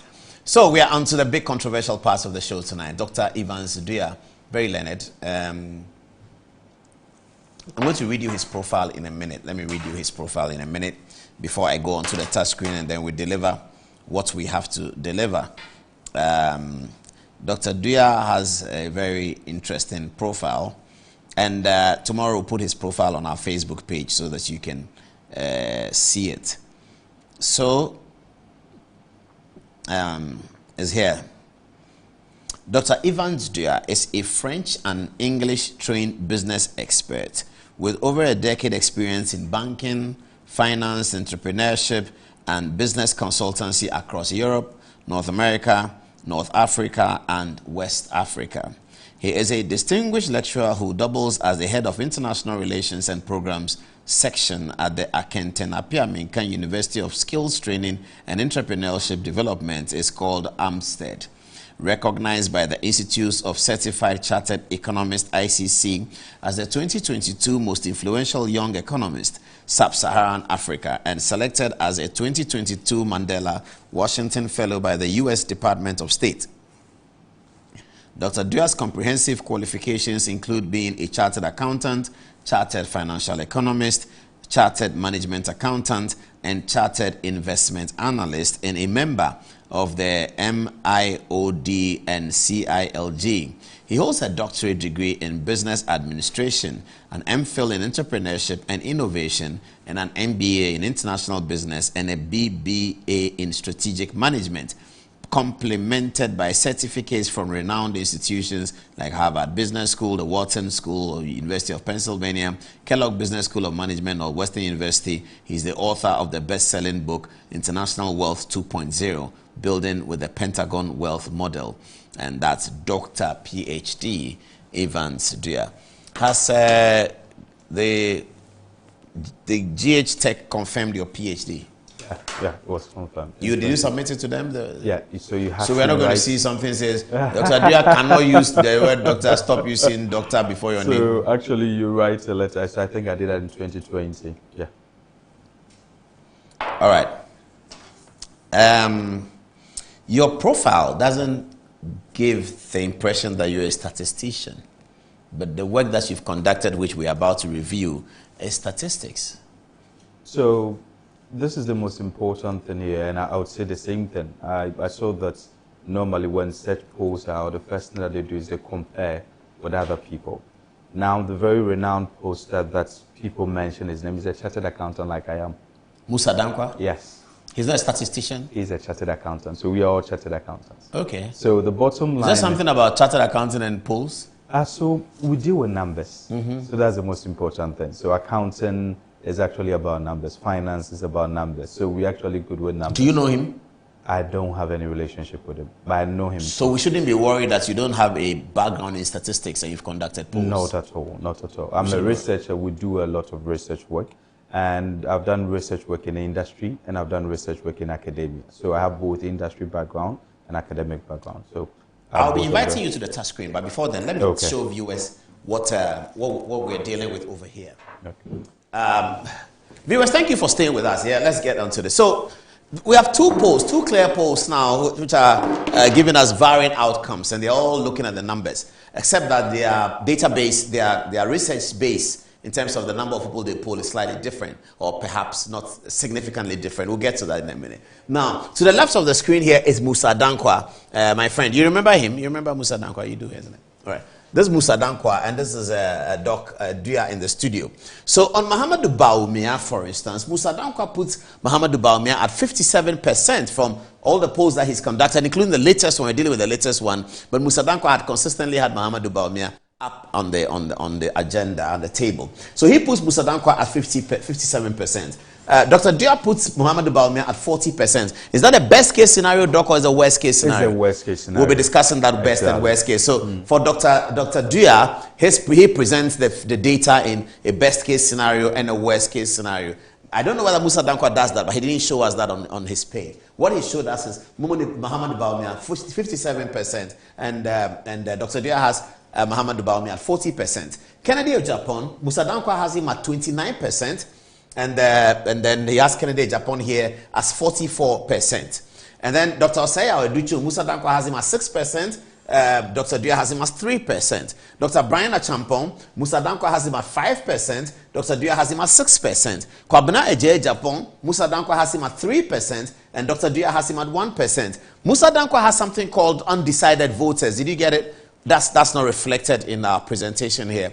But Musa Dankwa has undisclosed and undisclosed and what? Undecided voters. We don't. That's not reflected in the. But let's see whether this comes up to 100%. 57 plus 29. What's it going to be? That's 86, I think. 86 plus 6 is going to be 92. 92 plus 5 is going to be 97. 97 plus 3 is going to be 100%. So I think that is the full. Here, there's no reflection here of undecided. Let's check out this one. Okay, 40 plus 44 is 84. 84 plus 3 is 87. 87 plus 6 is 93. 93 plus 1 is 94. Why is it short of 100, if I may ask? So there's 6% for undecided and undisclosed. Okay, you have 6% for undecided and undisclosed. Okay, yeah. So we're getting somewhere. So this is the discrepancy that we're going to try and, we can't resolve it, but we're just going to get into Dr. Dua's mind to understand how he came to the conclusion, but we want viewers to see that this is where we are. And this is the same figures put differently. Mahamadou Bawumia at 57%, for Musa Dankwa Kennedy, Ohene Japan at 29%, Osaya Oduchum at 6%, Brian Achampong at 5%, Kwabena Aijapong comes up the rear at 3%. And so, okay, it's time now for me to invite you, Dr. Dua. Come up the touch screen. Let's deal with the matters in toto, as they say. Okay. So, so here are the candidates, Dr. Dua. Did you speak to any of them in terms of telling them you're doing a poll or indicating to them something about the results or something like that? No, so I've not. Do you know them? I know them. I know them. Who do you know better? Who do I know better? So I know Engineer Kwabena Agyapong. He was like a godfather figure for me. Also, he knows you? He knows me very well personally. Right. He knows me. I know Dr. Yause Duchu because of Ashanti region. I know him. Dr. Mahmoud Bawumia, I was actually seen declaring for him during December, campaigning with video. And you campaigned with Dr. Bawumia? I campaigned for him. You campaigned for him? I joined the campaign. The NPP campaign? Yes, and I have videos online where I'm actually vouching for him in 2024 December. And it's online. I put it just this December. Oh, I see. Oh, so you know him well then? I don't have the personal relationship with him, but yes, I've worked for him. Brian? Brian, I don't have any relationship with him. Brian is a lion of the Ko Mountains. Yes. Kennedy Agyapong? I actually met him for the first time in person in December when we were campaigning for Dr. Mahmoud Bawumia. And that was just a campaign trail. Oh, I see. Yes, so I didn't have any personal relationship with him. And then he met me in July. I just returned from Harvard. And then there was a student SRC program that was happening on my campus, and he was the guest speaker. So it was him, the vice chancellor, and myself, plus 4 other speakers. And then that was the first time that he heard me speak. I didn't have any relationship with him at all, to July. Okay, sample and data collection. Yes. So first tell us, what's the sample size, as they say in statistics? Yes, so basically, if you look at the sample size, we are looking at the population. So as at 2023, the verified voters in 2023 was 204,893. The delegates vote of the NPP, 204,000 people. From the album, the official album. However, there is an amendment, but there is an ongoing verification for the new appointees, the former executives, the former appointees, and then the former executives, but they have not been added yet. So this one is as of 2023, and as of October, I put October there because there is a new addition that would be happening, but they're doing the verification.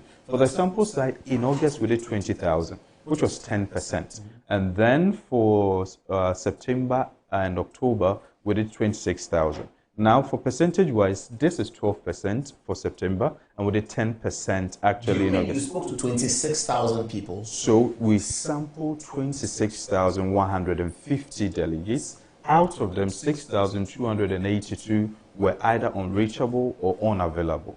Unreachable simply means that we called the number couldn't go through. Either the number was wrongly inputted, it was no longer being used. Unavailable, we got the person on the phone. But unfortunately, the person tells you, I'm at church, I'm at work, I'm not in a position to talk to you. So out of that, if you look at it carefully, 19,868 are the people that participated out of the 26,100. And we need to declare all of this for people to understand the entire process and how it was done. And then we had one... So you spoke to 19,000? 19,800. So we did that between September 22nd to October 5th. How many people were speaking to the 19,000? So we had 120 volunteers, but we're having between 20 to 50 in a day that we're actively doing that. And you spoke to 19,000? 19,000, yes. And I have the audios. And you know, some of these things are subject to scrutiny.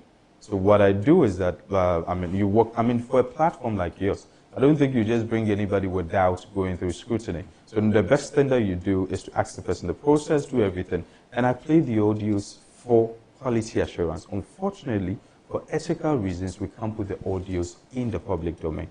However, if anybody wants it for evidence purpose, anybody wants to verify the process, wants to see how we did the sampling, follow through everything, it is all there. And I don't mind. I've done that with about 8 journalists. They verified it. Today, where I was, I showed it to them, and I show it to everybody. Oh, I see. You had journalists listen to the yes, audio. Listen, that we played for quality assurance purposes. It's quite interesting. Yeah. Now, where did you draw the 19,000 from? Is it constituency, polling stations, Southern Ghana, Northern Ghana? How did you do it? This was done for all the 16 administrative regions, and this was for all constituencies. Now, we did work called quota sampling, in simple terms, proportional. So, for example, if a constituency is about 1,400, another constituency is 400. You can't pick 100 here and 100 there. It will not be representative. So what we do is that if it is a 10% coefficient, it means that we are picking 140 for the 1,400, and we are picking 40 for that. So that will be representative. So the representation by percentage will be the same across board. Will be the same. So if my constituency is 800 people, you are picking 10%, you pick 80. If another constituency is 600 people, you are picking 10%, you pick 60. So the numbers will not be the same, but the representation is about the same. Exactly. Okay, excellent. So you have a maximum 5 minutes per interaction. What does that mean? So what happens is that we give them a time frame, but they were asking 3 questions, 3 major questions. The first question is that who did you vote for in 2023? In the primaries. In the primaries. And then the person will tell, I voted for candidate A. Then they come to 2026. Who would you vote for come January 2026? Because I'll vote the same candidate A. And then we ask the person, if you have a change of mind about your candidate and the other 4 candidates, who would you prefer? Where are you more likely to go if you are changing your mind? And that one, we called it as the next best alternative. And that is where we use that one. So when we come to the best case and the worst case, I'll explain that one to you, teachers. So we make them spend maximum 5 minutes because sometimes you get people giving you straight answers within a minute or 2. Sometimes you get people who are very passionate that would want to talk. We had somebody who spoke for 8 minutes and we had to just tell the person, it's okay, we have to move on to the next person. So we make sure that within 5 minutes so that we can achieve the targets that we set for ourselves. Okay, so this is the basis. Now let's get into that. So this is our video 1, producer. This is the end of video 1, the basis of the research. Now let's get into it. Okay, so scenario construction. Exactly. So for this one, because it's English, let's move on to the main table. Then I'll explain it. The numbers will make it easier for people. This one? Yes. Okay. So this is the worst case scenario, and this is the best case scenario. What does that mean? Exactly. So the worst case scenario for my model simply means the most realistic scenario. This scenario does not... That's what best. The worst. Worst case scenario is the most realistic scenario. So worst case scenario outcome is more likely than best case scenario. Is that what you're saying? The worst case scenario is actually the data we gathered from the people without knowing the undecided and undisclosed. So what it means is that we are getting 94%. That's the worst case scenario. That's the worst case scenario. Where the 94% have told us exactly who they are voting for. But there is a group who have There's not a told group you. who have not told us. And this is where I think online some people were saying that it doesn't tally. There's 192 here, there's 204. Yeah. But they don't see the asterisks, they don't see the footnotes. And the footnote, I'm an accountant who like using footnotes a lot. So put asterisks there, number 1, number 2, and they will tell you to go and read the footnote. So the footnote here tells us the difference of the 6%. I will read that, Yes. that controversial response, rebuttal, so that Yes. you can respond to viewers. I'll come to that. But hold on. So the best case scenario. Yes. So I'm here to move to the best So case the scenario. worst case scenario is is the one realistic. that is without undecided voters and undisclosed voters. Yes. So in that case, hold on. So if you're polling 100 people and 10 of them don't talk, yes, the worst case scenario is over the 90. Is the result from the 90? Yes. And the best case scenario is the result from when the 10 speak. No. So what is actually happening is that for the worst case scenario, we're having all the 100. In Worst case, you have all the 100. All the 100. Best However, case, you don't have all the look, 100. I'm yet to even come to the best case. I'm still with the worst case. Once you understand, then I can proceed. Okay, what's the worst With the worst case scenario, with that 94%, what is actually happening is that 94% have told us exactly who they are voting for. Then there's 6%, which it means 6 of them, who are telling us, unfortunately, I can't tell you who I will vote for. Or I haven't decided. So that won't be undisclosed. The person is not comfortable telling us. And then there's those who are also confused about who do, and those are the undisclosed. So that's best case scenario. No, still with the worst That's case, worst case worst scenario. case scenario. What's the but best? now when we move to the best case scenario, there are actually 3 variables that come to play. Variable number 1 is the undecided. Variable number 2 is the undisclosed. Variable number 3 is the next best alternative. So what do we do with the undecided and undisclosed? So we had about 12,000 for people that were undecided and undisclosed. What do? We put that data together And then we do not want to assume, so for example, I heard from one of the other posters, some other posters saying that a number of undecided or undisclosed people would vote for this person. We didn't want to assume. So we picked that data again. Instead of the very first person that called that constituency, we give it to another person, a different person, to call them and see if some of them this time will move from undisclosed to disclosed, and move from undecided to decided. Then we'll give it to a third, to a fourth person. By the time we are done with the fourth person, out of the 12,000, we're having about 3,000 now revealing who they are going to vote for. Now, because we are dealing with sampling, that 3,000 can be, and because we get a pattern within that 3,000, we can now extrapolate from that 3,000 all the way to that 12,000 that is undecided and non-disclosed, and say that 60% of these people are for this candidate A, 30% are for this. Then we can now apportion it. So that's how come, if you look at it, on this table, I did not include the undecided and undisclosed. But when you look at the report, when we, even on the next page with the regions, you see the undecided and undisclosed. Which So is how many part of them, what percentage of them did you get to talk? So actually what happened with it is that with the undecided and undisclosed, each one of them has a different variant. So we got 30% for undecided, and then we got 40% for undisclosed. Now the undisclosed people, majority of them is about the confidence they have with who they are talking to. Once they get to that point, they realize, oh, it's not another candidate's camp calling to know. Once they get to know, there is no fear revealing who, they are more likely to quickly let you know. The undecided, they are still in the process of deciding about who they want to vote for. So those people, we had 30 and then we had 40. When you are speaking to delegates in Zulu Hopper, do you speak Ewe? Do your people speak Ewe to them? So that's very, so my personal assistant, Maxwell here, he speaks Ewe. Okay. And he and Emilia and other people who speak Ewe called those from Volta. And then we had to get somebody from the north. And all these audios, I can review something. When you are speaking to delegates from Ladade to Point or do you speak in Ghana? So we had to get one or two people, but most of the times when you speak English, it goes with them. Where we think we get to a barrier, then we bring in a special person that can speak that language. When you are speaking to delegates in Ukugwa and Edukrom, do you speak Mente? So those people, 3 English majority worked around. Where we had a challenge was with some parts of the north and some parts of Volta, and we had to get people to assist with that. But majority of the country, English 3 worked with them. When you are speaking to delegates in Tamale North, you speak in Dagbani? So I think most of them, as far as Dagbani, we didn't have a problem with that. The English was okay with it. So in the worst case scenario, you say what? You got 44% for Kennedy Japan. Yes. 39% for Mahamudu Bawumia, 6% for Brian Achampong, and 3%. So when you statisticians say that I've spoken to 19,000 people out of a potential of 200,000 that are going to vote, and you are making an extrapolation and a prediction, for me, a layman, 19,000 is a whole world away from 200,000. Yes. How do you make the determination? Is it human behavior? Is it sociology that because we all speak a certain language, we are likely to vote in the same way? Is it because we all eat the same food, we are likely to vote? I don't understand it. So what normally we say in research is, first and foremost, you state your biases, you state your limitations. And if you are stating your biases, the number one bias about some of this one is the non-response. The number one bias is that it's temporal, it's within a period. So this one is not predictive, it's a snapshot for September. So what is actually happening is that though we were able to talk to 19,000 people, there is homogeneity that we assume within the delegates. These are number one, MPP people.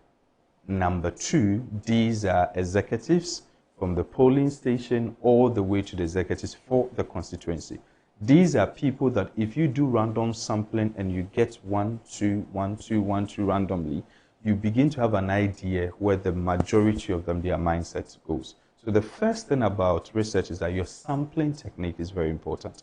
And how we do this is that make sure that number one, it is representative, it is significant, and also ensure that you are getting it right with a random sampling so that there are no biases that will be. So for example, what we do is that we put it into the system, it pulls the random one out, then we get the album to get the face of who they are talking to. The reason why we use the album to give it to them to get the face is that if you're dealing with an adult, then you realize that for the adult, I would have to use this tone. You're dealing with a younger person so that you know who and how to approach the person. Okay, man and woman you will know. Yes, but their ages you might not know from their names. No, the ages are there. In the album, the ages are there. Oh, the ages are there. Yes, so why do you need a photograph to determine whether it's old or young? Oh, no. Sometimes some of the ages are wrong. So you can see someone... You mean football age? I don't know football age or data mistake or whatever, but you can see someone who looks like 50 and the age is 22. And I think maybe it was data input error or something. And these ones, anybody who has the album can attest to that there are 1 or 2 errors in terms of data input, and that happens. Yeah. Now, that's interesting. So this is your 44% for Kennedy Japan, and 39 is not a prediction of what will happen in January. No. Is it an indication? It's an indication as at September. September, and so it could change by December. Actually, it changed from the August polls to the September already. Oh, you had August polls? We had August polls. So the August Honorable Kennedy Japan was at 41%, and he has increased by 3%. Dr. Mahmoud Bawumia was at 39.09, and he has also increased. So you could see that there is a significant increase here, but a marginal increase. However, there is a gain. Dr. Yause Duchum has also increased from 2% in August to 3%. Kobneji Japan from 0.3 to 0.86%. So that's as at August. But where we had the difference was with Dr. Brian Acheampong. He was at 8% in August, and he dropped. And his drop was actually in Eastern region, and then in his home region. In his own region, but it wasn't that big. It dropped. However, he had some drop at certain places. So you could. He had a rise in certain places. He had some rise, especially in the northern sectors. Yes, he had. Brian Acheampong had some rise in the northern. Actually, surprisingly, the northern is shaping differently. I would. Oh, the northern is not a shoe-in for Dr. Bawumia. It is still for him. It is still for him as 50+1, as who is leading. But in the 5 northern regions? In the 5 northern regions. But the dynamics, but still Savannah is actually still swing. I treat Savannah, Uti, Buno East, I have these 5, I treat them as swing because the competition there, things can change. Okay, so that's the end of another video. All right, let's move on. Okay, so what are these? So this one is just the best and the worst case scenario. Now what you see here is that 44.11% for Honorable Kennedy Japan. His highest potential is 53%. What it means that as of September, if there is any one of them that can cross the 50+1 for September, is Honorable Kennedy Japan. However, as we are always saying, this is the best case scenario and that is the worst case scenario. And the case of Dr. Mahmoud Bawumia, and this is a question that people are asking, that 39.5, but for his best case scenario, he drops.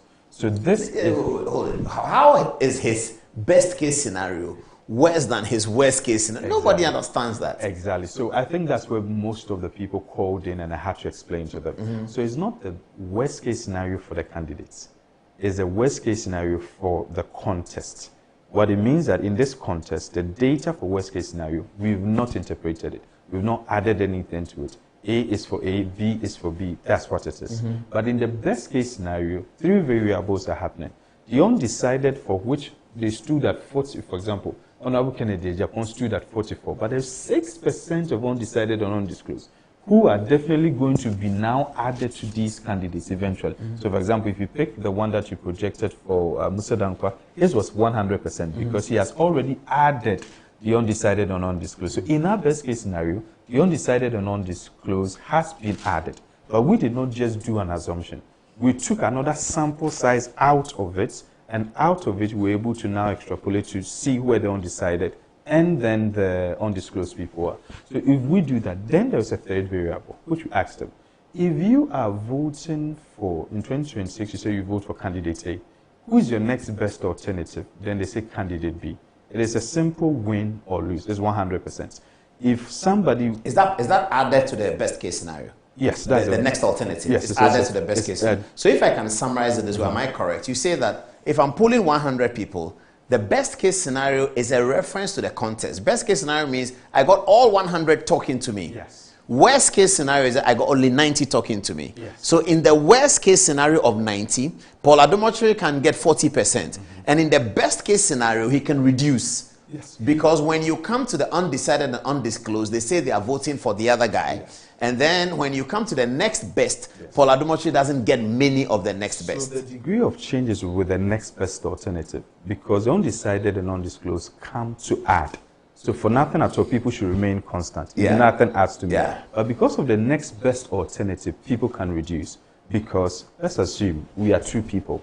I have 2 loaves of bread. You have 2 loaves of bread. We are looking at a possibility of increase for any one of us. Mm-hmm. I can move to 3. I can move to 4. If I move to 3, I'll take one of your loaf of bread, which means you'll be left with 1, and I would have 3. So in the best case scenario, as someone gains, somebody pays for that gain. Oh, that's interesting. I hope viewers, I hope you get it. It took me a long time. Forgive me, it took me a long time to get it. But I think that the boys from Accra Academy will take a while for them to get it. So Accra Academy waits more, At Disco and Kwaboche, I think they have it. St. Augustine's, they'll get it tomorrow. It will be long. As for Presec, we get it right now. We got it. That's the science college, isn't it? So I'm for. Oh yeah. Oh, Prempeh College is the one teaching us. So that's not bad. So you see interesting. So it means that from your data research, Kennedy Japan is gaining more in the next best. Yes. So people who are saying, I'll vote for Brian Achampong, you ask them, if you won't vote for Brian Achampong, if you have to, where will you go? I go to Kennedy. Yes. People who are voting for Cabinet Japan, assuming you vote for Cabinet Japan, who do you vote? They go to Kennedy. Exactly. And for the Kennedy people, when you ask them, where is theirs going? So for Kennedy, surprisingly, the next best alternative for Kennedy is actually going for 1, 2, 3. All 3 of them are sharing. All 3 of them are sharing. And then he has some for Dr. Mahmoud Bawumia. But remember, Dr. Mahmoud Bawumia previously had 61%. It means that he was the biggest winner previously for the 2023. And then if people are taken away from him, he becomes the biggest loser too. Oh, I get it. Do you get so how? Part of the reason why Dr. Bawumia may be a loser in the second best is that he is the pole position. He's the target. Exactly. He's the main contender that everybody takes away from, and that's what happens. But this can change by. But Kennedy was also holding 37% from 2023. Yes, but you're having more of the people switching. More of which people switching? From Dr. Mahmoud Bawumia. So Kennedy is holding most of his 37% from the old one? No, yes, compared to the others, yes, he holds. Compared to the other 3 candidates. Was Cabinet Japan not in the last? Oh no, he left at the first stage. Yes. Okay, so this is the end of another video. Let's look at this one. What's this now? So there's the nominal values that we've discussed. So we can move on to the next. Okay, so this is about the same. Okay, what's this now? And this one is the region. So the original, yeah. Yes, the original one. But let's move to the percentages. It's easier for people to understand on the percentages. So the next one. So it's the same thing. All right. So what happens is that in Ashanti region currently, for that of September, Honorable Kennedy Japan is at 42.26. Means he's not leading emphatically, that's like you see in maybe Northeast, for example, which is Northeast, which is 86.05. For Dr. Bawumia? Exactly. Oh, wow, that's huge. Yes, but there's this thing about population density. And population density is very important. I don't know if you can come back just to show, okay, back again. So, lest I forget, you see the undisclosed is all here, the undecided is all here, the total is over there, and this is the undisclosed and then the undecided. Now, I want to use the total delegate size just to explain this. If you pick, for example, Northeast, you're having 3,490. Oh, so you can have 100% of it, but the numbers, yes, the real numbers are not. So that's how. Okay, that's interesting. Now, this 3,490, for example, is less than 10% of Ashanti region. It's less than 10% of. So you can pick all of 100% here. If you don't do well in Ashanti, you're still behind. That's come in 2023, the 2-horse race. Honorable Kennedy Japan won just 2 regions. It was Central and Volta. And then came close at 47 and 53 in Greater Accra, and yet got 37%. Because Dr. Mahmoud was won 14 regions. Yes. And got 60%. And 61. 61%. Yes. And Kennedy won 2 regions. Yes. And was on 37, half of what he got. Yes. That's interesting. I get it. Okay. So let's get back to the percentages. So Kennedy is doing 42 in Ashanti. Exactly. So what happens is that August, we found out that Bono East and then Ahafo. Dr. Mahmoud Bawumia was leading the worst case scenario. But then when we moved to September, Ahafo has switched to Kennedy of Japan. Bono has switched. Bono East remained the same. So, in terms of the regional, Kennedy Ohene Japan has Ashanti, Ahafo, Bono for September. Dr. Bawumia has control over Bono East. Kennedy has Central. Eastern is not Brian? So Eastern is the surprising part we had in September. So in August, Brian was actually leading. And this is what is happening. Honorable Kennedy Ohene Japan, in 2023, the votes that he has increased a little bit, not too much. In Eastern? In Eastern. And then we have Dr. Mahmoud Bawumia, who is the biggest loser in Eastern, because Dr. Brian Acheampong is taken away from his votes. Then something happened in Eastern with the 15 MPs and all other things that happened. Some people switched a little bit. And whilst the two of them are taken away from themselves, there is someone who is constant there. So let's assume that you have 9 and I have 7 and he has maybe 3. The 3 takes 3 from your 9, you get to 6. And then you get to 6 too. But the one at 7 remains constant. So the 7 sails through as the way. So whilst that goes on, he sails through. Greater Accra region has Kennedy Ohene Japan as well at 50%. At 50 A points. bigger percentage than Ashanti. Yes, a bigger percentage. How did Kennedy do in Greater Accra in the last one? 47. And Dr. Bawumia 50 something? 53. Oh, Kennedy had as much as 47 in. Yes. Oh, that was a lot. Yes. In Greater Accra region? Yes. 47%. Yes. Even just Adenta, for example, was just by 1 vote. He won by 728,727. That is how. Dr. Bawumia won by a single vote. Kennedy Ohene Japan. He won the Adenta constituency. Yes. In 2023. A single vote. Are you serious? Yes. Adenta. Yes. Hey.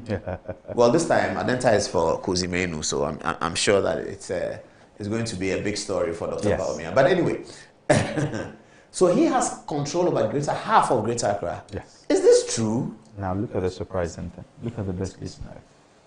Oh, with the best case scenario, he shoots up to 56, commanding lead. Yes. So majority of the undecided in Greater Accra are looking more at Honorable Kennedy Ohene Japan. Dr. Bawumia comes up with a lead in Northeast, in the northern region, where he's doing 61%. That's quite significant. In OT region, he's doing 43% and leading. So why is there a big split in OT region? Why is he leading at 43? So OT is also, like I told you, is a swing. So OT and Savannah. So here he has 51, here he has 43, and these places can change. Okay. Upper East region, Dr. Bawumia picks it up again. So even with this, Dr. Bawumia has 1, 2, 3, 4, 5, 6, 7 of the 16 regions. Yes. That means Kennedy Japan has 9. That should be a big jump for Kennedy from 2023 then. Yes, a huge one. A huge one. Because, for example, Western North wasn't, but now it is. Western region wasn't, now it is. That's based on August and then September polls.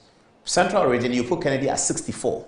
Yes, Central region, yes, at 64. But he could look at it. Ooh! In Central region, he has Kennedy at 64. Yes. In the best case scenario, he has Kennedy at 83. Yes. Is that not enough at this stage to call Central region for Kennedy in January? So for places I can call for, Central I can confidently call for, Volta I can confidently call for, just like he did previously. Western North, I think most of the 9 from August up to September, he has increased and he keeps increasing. That's why, I mean, some of them were saying... What's happening in Ashanti? Why is he leading with 42? Is everyone getting something over there? No, so Ashanti region, the first most important thing is that you have Dr. Yao Said in the race. Yes, very much so. Exactly. And he is also taken from Dr. Mahmoud Bawumia. Oh, I see. And so then, that's what is weakening Dr. Bawumia. Exactly. So what is actually What about Kwabena Acheampong? He's also from Ashanti. So Kwabena Acheampong, I think for some reason, is yet to, his message now is working. You could see a change from August to September, but he's still not been well grounded yet among the delegates. I think with time it will come up. Does he have time up to January? His message is going down very well. His message is going, because in percentage terms, he's the biggest winner even in the September polls. What is his message? Do you know? So his message is trying to tell them is that basically it is time for the party to go back to its roots. So we need to go, there's a lot of things going wrong in the party. Let's get back to the fundamentals of the party. And so he's doing, let's go back to basics. Yes, let's go back to the basics. And people. What's Kennedy Acheampong's message? So Kennedy is all about employment. Employment. Yes. I'll give you jobs. Yeah, he's talking about I swear to God. Yeah, he's talking about social contracts. And he's telling the people about Edidija and the fact that, so he has a social contract that he's given to the delegates. I'll do this for you. And he's telling them that what he's going to do is that he's going to get jobs for them. And the jobs, they are Ghanaians. And therefore, and the jobs is resonating with them. Because now, our free SHS is the biggest blessing that we've had so far. But because of free SHS, we have more people who are educated. We have less jobs waiting for them. And people are thinking that, where would my child go? Where would they find a job? And then he's telling them how he's going to do. And what he's doing is that he's being very practical when it comes to every constituency, every region. He has a specific message for all of them. What is Dr. Bawumia's message? So Dr. Mahmoud Bawumia's message currently is about the fact that we committed some mistakes. We did some errors. We are sorry for that. There are things that we think that, and then he talks about Edidija, that we are going to ensure that there will be this warfare, we'll do this, we'll do that, and so on and so forth. And the people are, and he's also telling them that he went, and therefore he's the most marketable candidate, he's the most prepared, and for that reason we should give him another chance. What is Dr. Duchum's message? So Dr. Duchum's, amazingly, he still hits on the education, that there's my track record in education, and with education we can actually change the country. And then he's also telling them that we need, as a party, to get united. So he's acting like the unifier person, saying that let's get united, and so on and so forth. What's Lion Brian's message? So Brian is actually with one of the strongest messages for his people, telling them that where we are heading to, we need a revolution. So he is actually going for an entire revolution, a change of the system. It didn't work, let's drop and then come for a new person. We need new energy, new... So his message is saying don't vote for Dr. Bawumia. Is that really? His message is saying that it didn't work. Not necessarily Dr. Mahmoud Bawumia. Whatever we did didn't work. It didn't work. And we need new person, new... New people at all levels? No, he's talking about himself. We need a new person, new energy, new... And that's what he's saying. And he says he has that new energy? Yes, he believes that he has that. He believes that he has that. I see. That's good on the original one. This is the same thing representing the map of it, the savannah and all of that. And so this is your conclusion. And all that, yeah. Wow. Okay, so the original is another video. Now, let's go to Ella. It's past 11 o'clock though. Let's go to Ella and see what messages people are saying. Then I'll read the last controversial rebuttal and then Dr. Dia will respond. Ella, what are people saying? So it's been an interesting conversation on people who believe that this particular poll has been sponsored by Mr. Kennedy's campaign. And there's a lot of conversation on that and whether or not we can actually believe this. So Yusuf says, Paulos, I wish Musa Dankwa is also in the studio to help us with his side of the story. But can he say, did he just say he has no relationship with Ken? Paul, we also know that parliamentary TV has become a thing now. Bravo to you for your fight, and my regards to Madam Jennifer. This one is from Benedict. He says, Paul, come January 31st, 2026, Honorable Ken Ejapon will emerge winner of the NDC presidential primaries. Ken's message is without ambiguity, and the people know that is more than achievable. This one is also from Kwame. He says, Prempeh College at work, we see what you're doing, Doc. All right. So from he says, Paul, in my constituency, we have close to 540 delegates in the old register. Per his 10% sampling, it means that he called 50 people. Out of the 50, he took away the undecided and undisclosed respondents. Even if only 10 people fall under the undecided and undisclosed, it means he based his research on 40 delegates out of 550. Is this really a credible research? I beg to differ. Let's do more than that. Okay. Jebri says, the poll is only to inform the people of the MPP flag bearer aspirants to focus on their campaign and to make amends to areas where they have shortfalls. It is does not represent reality. So the camp of Dr. Bawumia should not be demotivated because Bawumia has been placed below Honorable Kennedy, but should rather focus on winning the contest and take the seat from the NDC. Master Planner Jr. says, we are so focused and determined to deliver victory come January 31st, 2026. Dear delegates, vote number 3 on the ballot sheet. And then lastly from Junior Akbar, he says the fact of the matter is simple. You don't need anyone to tell you that DMB is our flag bearer come January 31st, and no change, we believe in DMV. So I think there's a lot of conversations about that, about people saying they still believe DMV is going to be the flag bearer for the MPP. Fantastic. And some people also questioning the credibility of the research. All right, There's one here, is by J.C. Boako. He's a political marketing expert. He says, good evening, Paul. You know him? Oh, J.C. Boako is with DMB. He does all his okay, so it says, good evening, Paul. Yeah. Good evening, Ghana is a very big platform. Dr. Dua also confirms before starting his analysis. He said, and I quote, I spoke to 19,000 MPP delegates, end of quote. Now, I am a delegate in Ablekuma South constituency with over 1,000 delegates. From the time his report was published by some media houses, almost 99% of delegates in Ablekuma South keep saying they were not engaged. Paul, can we trust this data from Mr. Dua? Dr. Dua, please. He is just playing with numbers. No amount of monthly polls will change the minds of NPP delegates. Dr. Mahamadou Bawumia will win hands down. That's from J.C. Boako. He says Ablekuma South, 1,000 delegates. Not a single person was spoken to. No, so Ablekuma, we call them. And actually, I'll show it to you. I'll play audios for you. And then you listen and I'll show it to you. I see. That's what we did. In fact, there is one particular constituency in Accra and one in Kumasi where they took a screenshot of one of our callers. And fortunately for the caller, somebody on that platform knew the person and sent a screenshot that your number has been put on our platform that you are calling people. Now, this is one thing that I need to make it very clear here. We are having polls that come out, which is a barely less than 3,000 delegates that have been called. The last one, for example, after the Congress that came out was 2,600. Now, with 2,600, this same group of people are sharing them. And because it favored, for example, a certain candidate.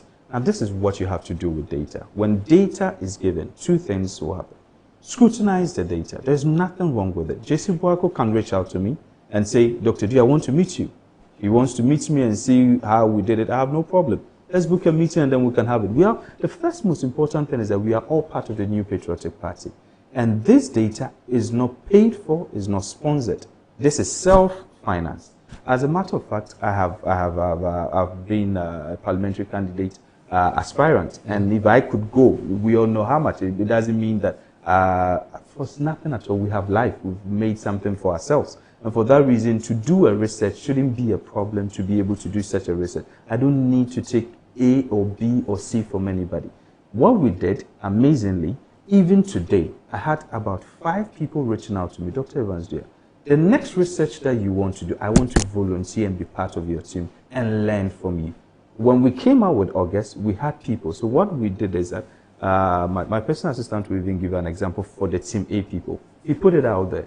We're having a research, people that want to volunteer. When the volunteers came, I told them, we are not paying you. What we're going to do, we're going to give you credit, we'll give you food, we'll give you water. And these are things that I do behind the scenes that people have no idea about what I do for people. Those who know the number of lives I've touched, I don't want to talk about it. I run a mentoring club where I train people for free. I have so many people. In the US, through me, I have over 150 people that have gone to the United States through me for education and other stuff. You're a visa contractor? No. I'm talking about education. People that have helped. So normally I help them to identify good schools, write recommendation letters for them, ask their supervisor or their lecturer or their mentor. And then we assist them to help win scholarship. Recently, one of my mentees at Johns Hopkins won an award that the U.S. Embassy even posted, and he's one of my mentees. When I was in New York this year, actually I put it on my Facebook and shared the success story.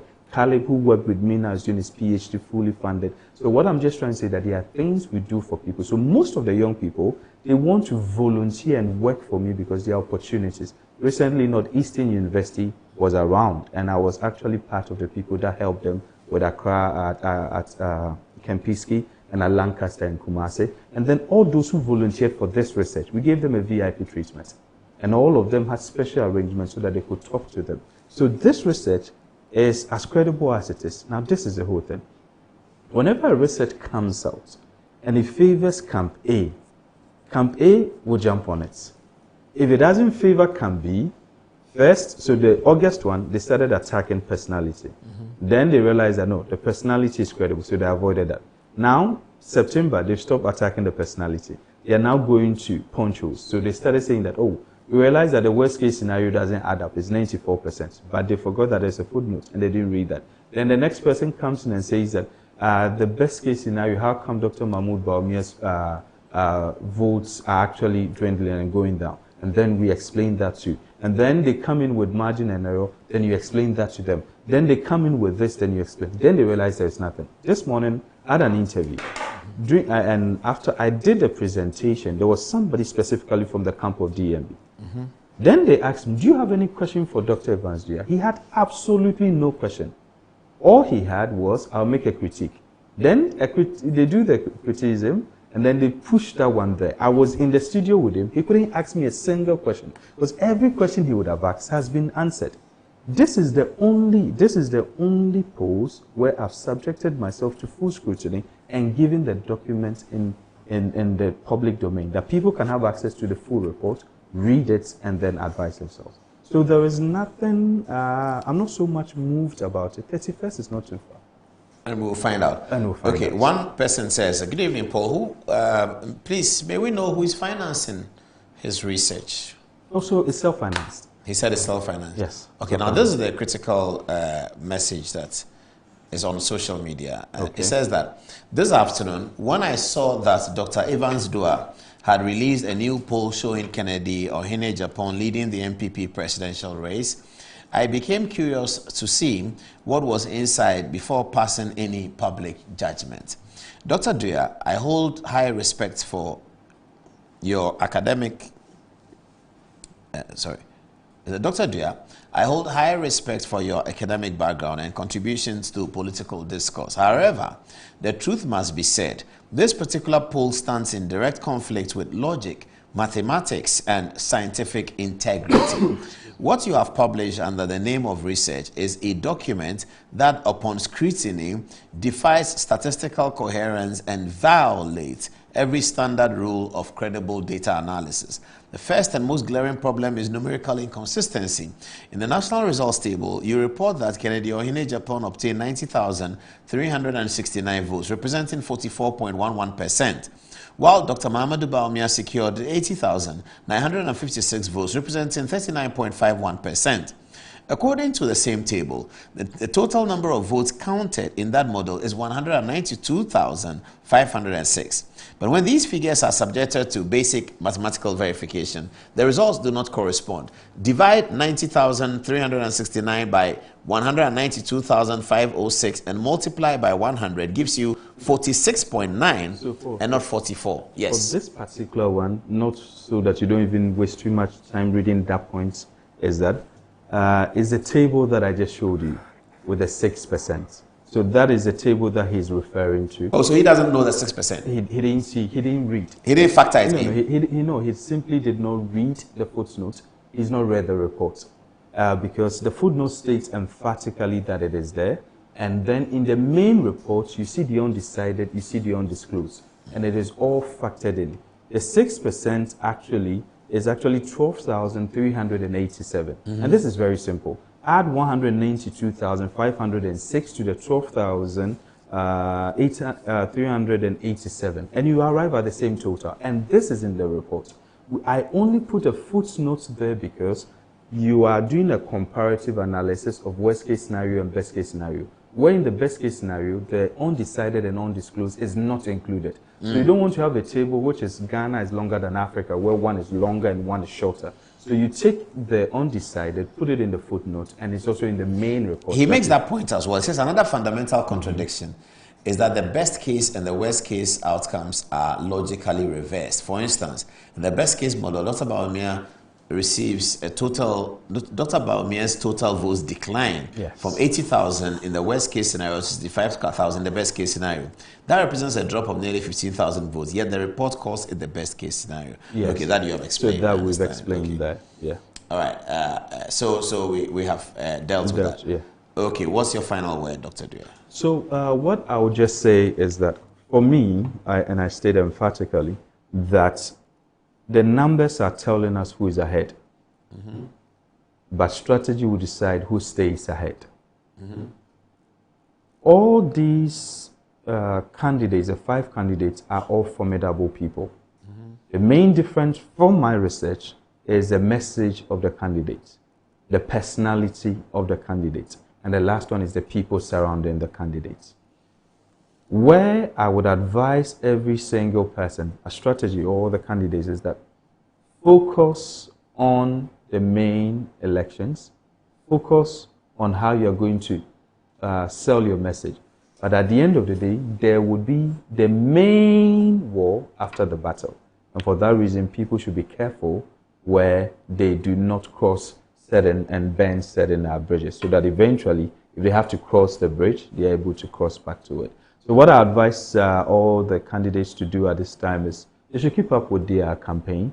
But one thing that I can state is that this is a snapshot, and I believe that any of the candidates that come. So we had Dr. Brian Echampo in August doing well, and then there was drop in September. Dr. Mahmoud Bawumia gained marginally in September.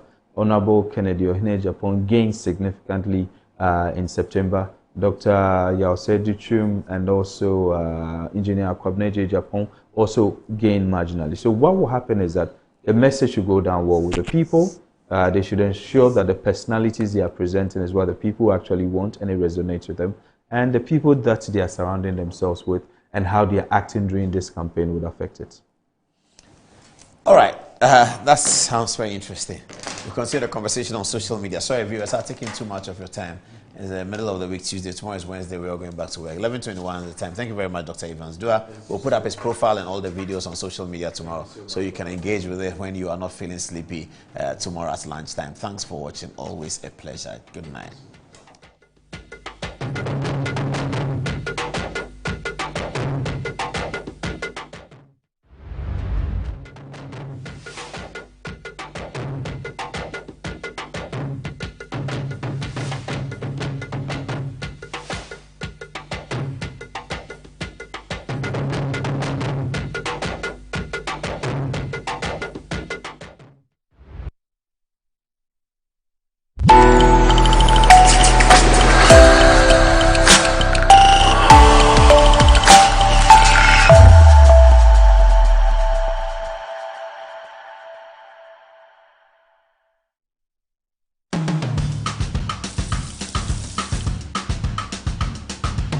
Welcome to Cook Africa. Straight to the Ashanti region. Hey, we're talking about